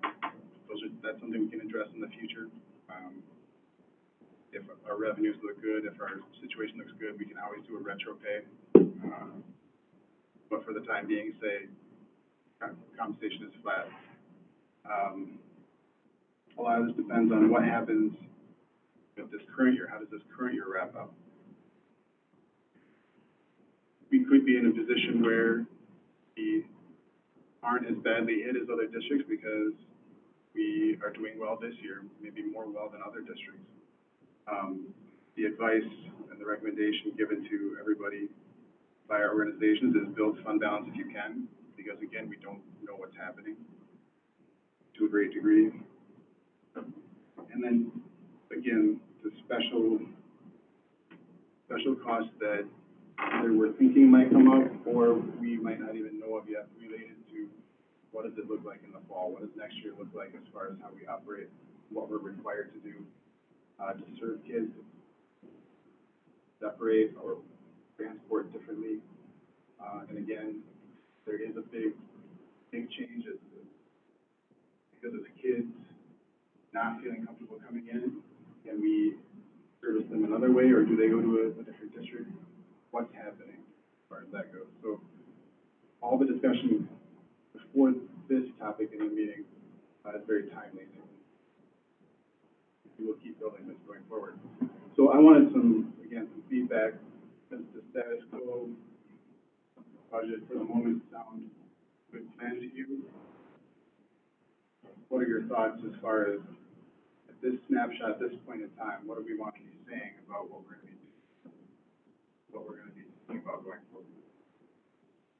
I think that's the best option. And I think you're gonna have to bring it to us in that deliverable, to what your expectations are with your best judgment, and deliver it to us personally from my past experiences.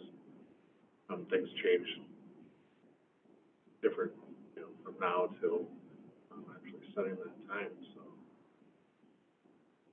That makes sense. I'm kind of saying that, that would be my recommendation, to say let's not commit to new expenditure if we can help it until we know more.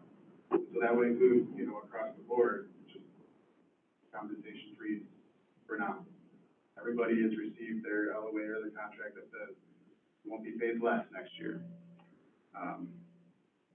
Full-time employees and school year employees. But that being said, I'd recommend we wait and see how things go before we make further decisions. I think so too, and I think that's the way most organizations are operating right now, is we can't, no promises for the next year, because we don't know what's gonna happen. And I just want to clarify, so that means like if a teacher has gotten their bachelor's or master's, their master's. So you're talking about like a teacher's lane movement versus Yeah. step. So that's something, what I'm saying is freeze everything right now, but that is something that is typically a smaller expense because there aren't that many movements in a given year. And this year so far that we are aware of, it's just another small expense, and that could be something the board could say, we will grant that, but we will hold off on step. There's that flexibility. Well, those will come to us on an individual basis. I think once we get to know more, where we saying, We can do our step, or no, we I can think only do 20 lane. that is good for us. The Fed's made up some of the state, we're not looking that terrible. Let's talk about compensation and how that looks. In any event, we're gonna be talking about compensation. So it's just a matter then of what does that become? I think it's hypothetical at this point. Yeah. And that's a really good point, Katie. I believe that in the employee handbook, it says that if a teacher is going to be making a lane change for the next school year, they would have had to have notified the business department, I think it's by June 1st. So you know already. Well, not necessarily. Sometimes, There's delays. well, if emails go to people that, it didn't go to me or didn't go to Rod, sometimes it's a forward or something. Give a couple days. Okay. But you'll certainly know by the June regular session. I know I think I know what the list is. But really, is there anything that hasn't been forward or that just came in today and that's it? And, along these lines, we can have conversations about what, we had the McGrath study, the board added to that, for different groups. So we can have different discussions about different pieces of the budget. I just wanted to talk about the general concept of what I would like to present to you for the step-in time next meeting, knowing that it's going to change probably a lot. This is what I'm looking at. So if we wanted to know what the cost would be for another, 25% of that, do you want to know that now, or do you want us to have that discussion later? I mean, what is your preference? Because as we're building the budget. Yeah, we can talk at any point. I think, like Bob said, at this point, it's hypothetical whether we have those funds or not. But Jody and I can talk about that, have all this information, we have all these spreadsheets. I can talk about it. Jody's very good at talking about the historical and physical application of that. Didn't know if you wanted us to ask for that now. Oh, no, I think think that part, like, is your preference. What is your interest, given time for the year as we know more, I think really we just need to know what's happening on the revenue side, and we can start saying, this is the next step we want to take.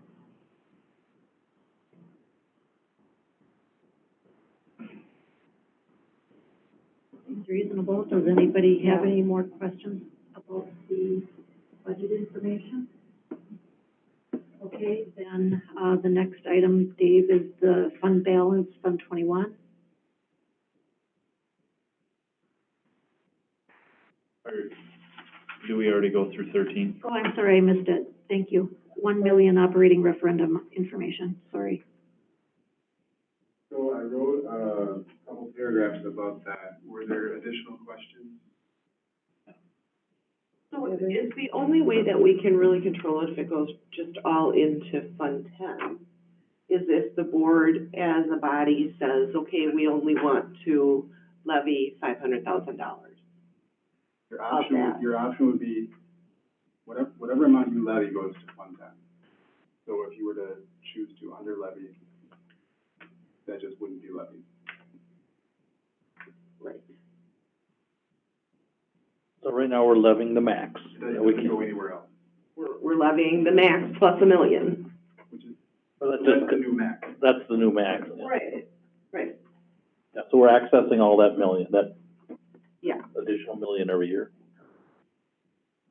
It was a one-time increase in the formula of $1 million.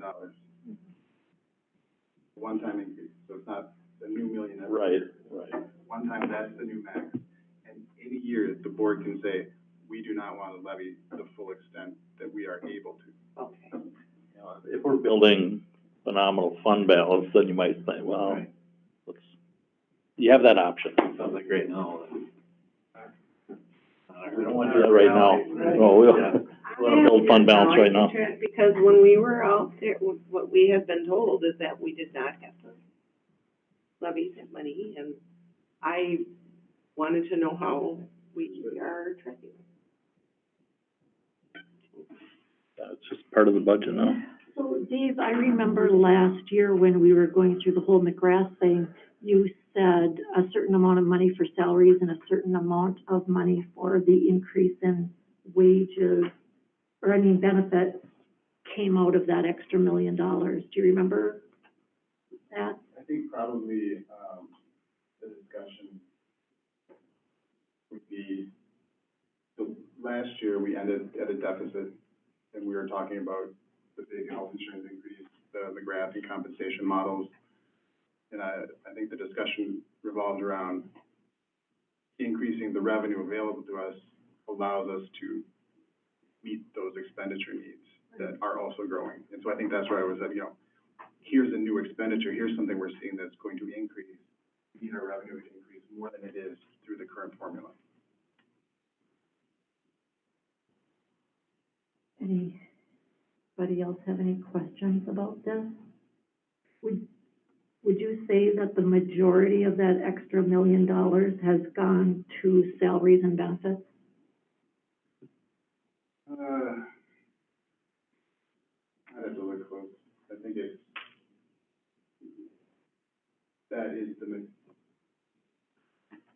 depends how you phrase it, because it really does, Katie, because the majority of district expenditure is salary and benefits. So what's new? 80% of it. And we talked about the increases in health. That was what, $400,000? Yeah. I mean, there's half a year. Right, yeah. But you could also say, well, we applied that $1 million to, transportation and building and grounds, so that we didn't have to cut those, while also we were making, Right. so it's really how So that's what we call an operating levy. It goes to operations, the operation. and people are part of the operation. Okay. Is there anything else? Good, thank you. Thanks, Dave. Thank you so much. The next one's me as well. Okay, that's you. This is procedural, essentially. We changed, per, GASB, in 2011, we changed, how all the fund balances were classified. And at that time, DPI said, you can call it assigned, which is, if you looked at this informational document, it's a level lower. And since then, all of DPI has turned over. We still have the same auditor that was with us at the time. And she said, well, they told us it was good this way, and now they're telling her they want it another way. And it really is just, the end result is it's reported to DPI different, and it's reported on the financial statements different. So there's no change day-to-day operations here. It's just something the board has to approve. And we are doing that at the regular session? Yes. Okay, thank you. You Any, see a copy of the resolution. yep, it is in there. I saw that, yeah. Anybody else have any questions? Thank you. David?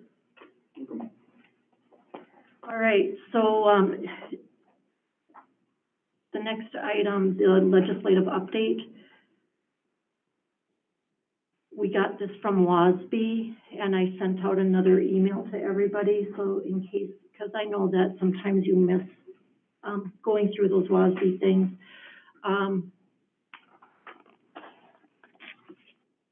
Does anybody have any questions about the resolution?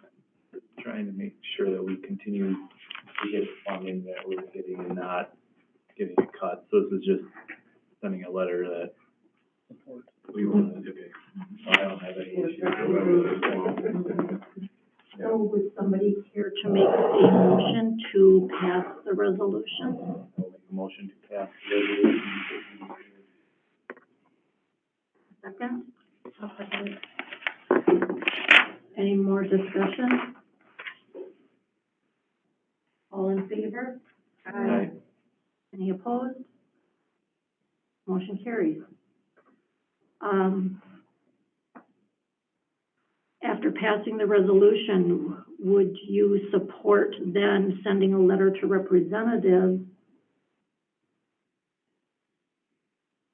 Give him a copy of your resolution, yes. Yeah. Mhm.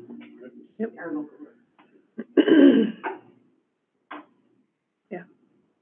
Would somebody like to make a motion? So moved. Second. Aye. Any further discussion? There is something about the resolution, the letter, that I would like to change a little bit. At the end of the letter, it just closes without saying exactly what you want. And I would like to add the last two paragraphs of the resolution so that the letter that goes to our federal representatives, it's clearly stated in there that we are asking them to support funding the state's budget. I love it.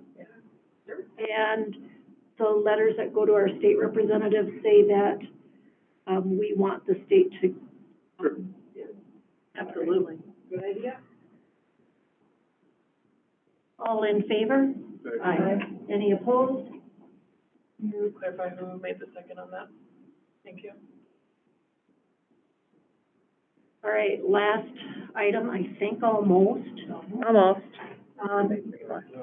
A closed session to address the district administrator evaluation and the IT department request that was made last school year sometime. And they can both be on the same closed session? I believe We so. label them differently, so do one, then jump into the other. So, I asked for this to be on the agenda so that people could look at their calendars and perhaps adjust when you would like to do this. We do it on a different Monday than already we have a board meeting. I would rather myself personally, but Our next board meeting's the 15th. Yeah.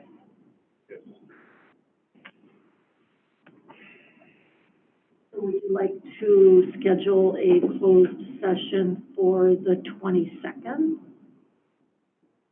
So we still have a week off, and then we'd come back for July, so I think. And I think, Mark, you were going on vacation, so you'd be back? I will be back probably the middle of next week, so So that the works. 22nd Yeah. would be good. And then I attached, or I asked Tasia to attach some different evaluation formats. I got several from WASB. Mark had sent us 2 last December. I don't know if you've had time to look at them. If so, we could talk about it tonight and make a decision on what kind of format you want to use. We could have a committee look at the formats and make a decision, or somebody else. That you had in there, I think that would be helpful for us, because I think it just kind of falling apart. But that schedule, That well, there was a evaluation couple calendar? different schedules, I guess, in there, but I just like the calendar that kind of holds us more maybe accountable to making sure we actually Get it do done. it.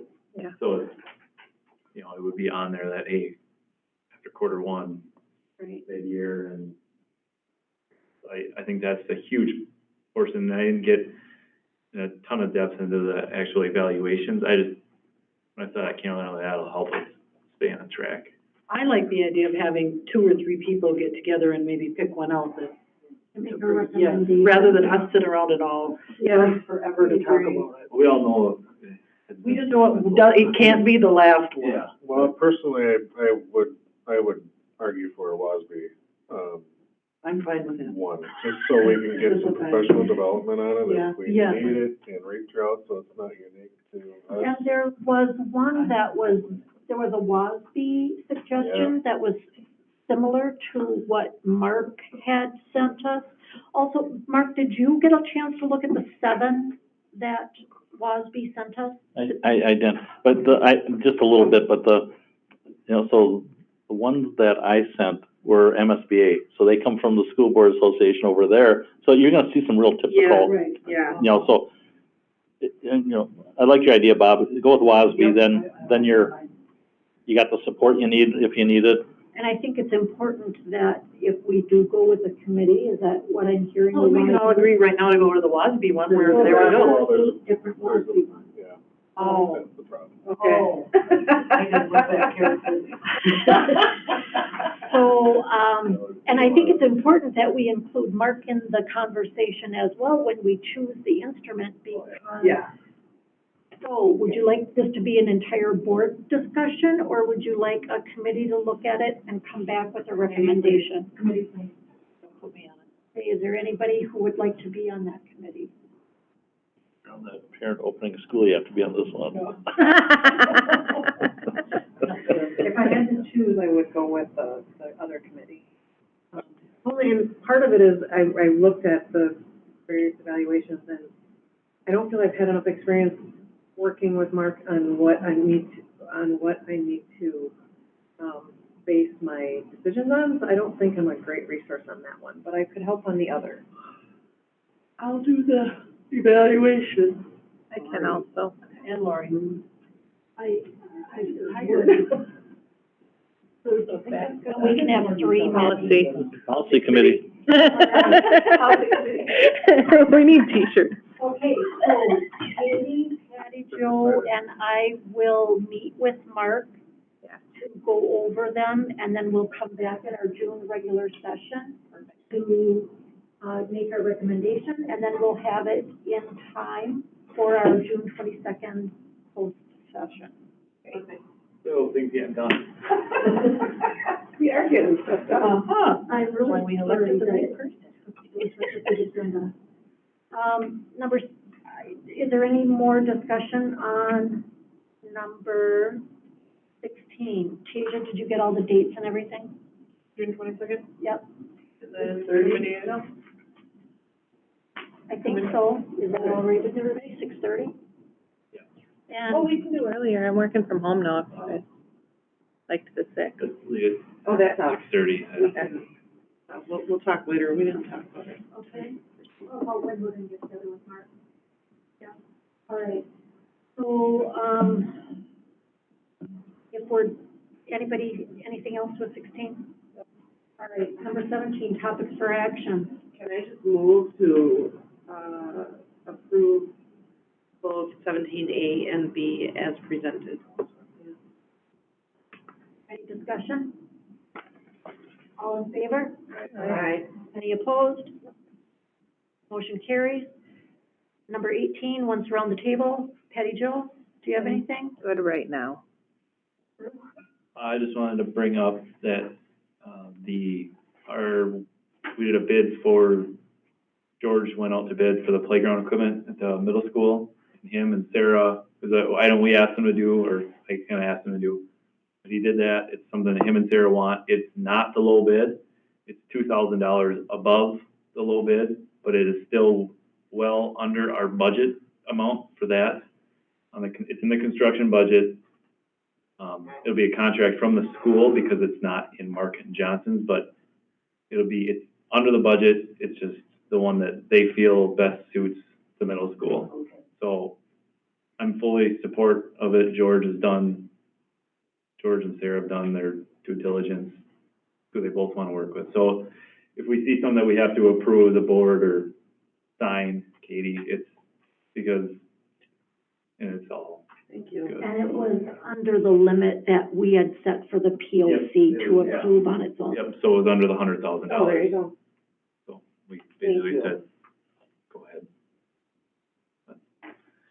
That's all I have.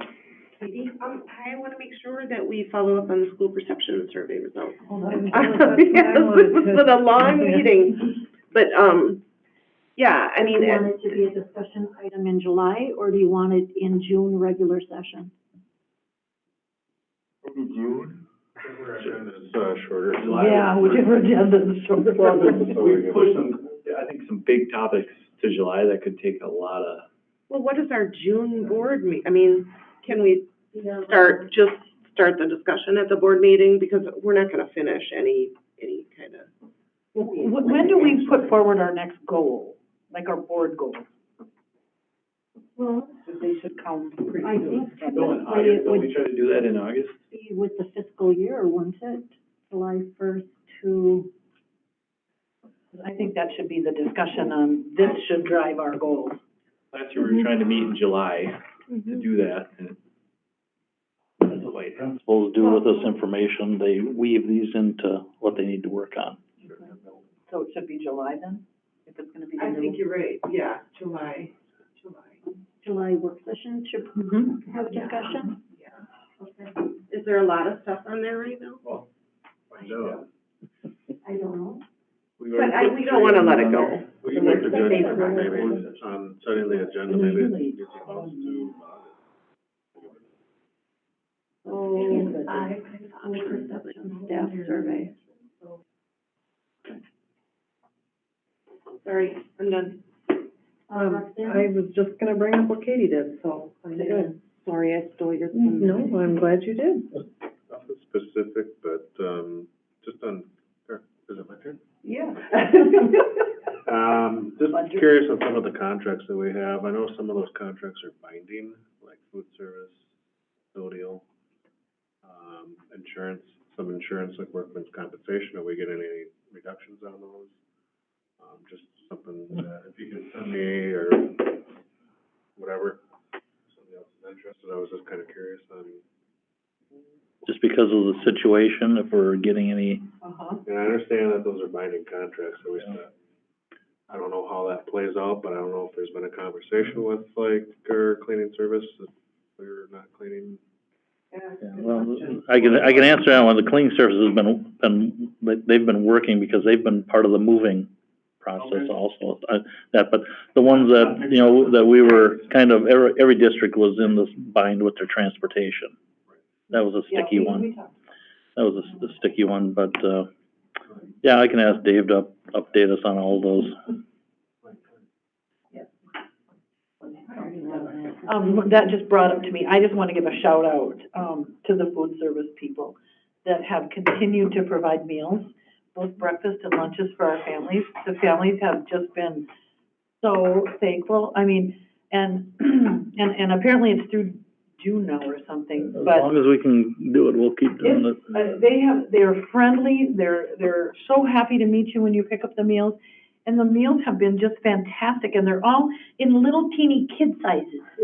And so it's like 3 little carrots, and 4 little things of pears, but it's just perfect for kids. Well, I hope it's bigger than that for the high schoolers. Well,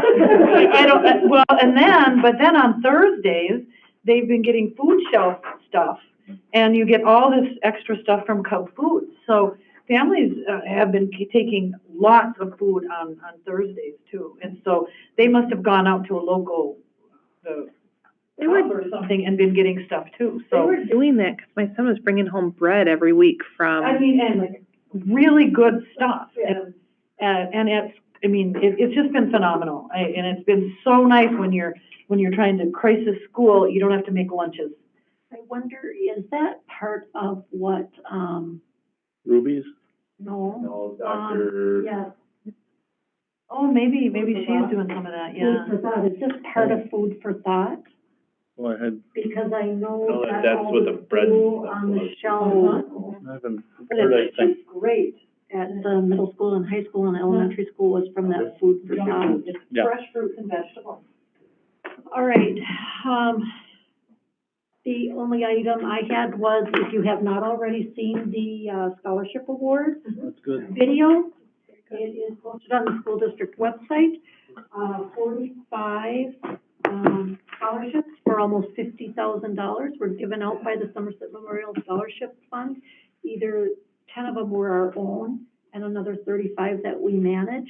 And the people who put together the video did a spectacular job. So thank you very much. And if you haven't seen it yet, it's still on the website. Well, two last things. I'll be online every day while I'm gone, but it may take me a little bit to respond because I may not be out of cell service every once in a while, so, but I'll have my computer with. The other thing is thank you. I have to with all these construction meetings. And the other thing along construction lines, you get a chance to give George a pat on the back. He deserves a gold medal for what, he's just been phenomenal. For not having gone through a construction project before, I know the kind of help you needed to pull it off, and he is golden right now, so. Yeah. All right, motion to adjourn? Second. And it's seconded by Hattie Jo. I won. All in favor? Aye. Opposed? Passes. Thank you. A very long day. And that was a long agenda. Got through a lot. Scored, Sandy.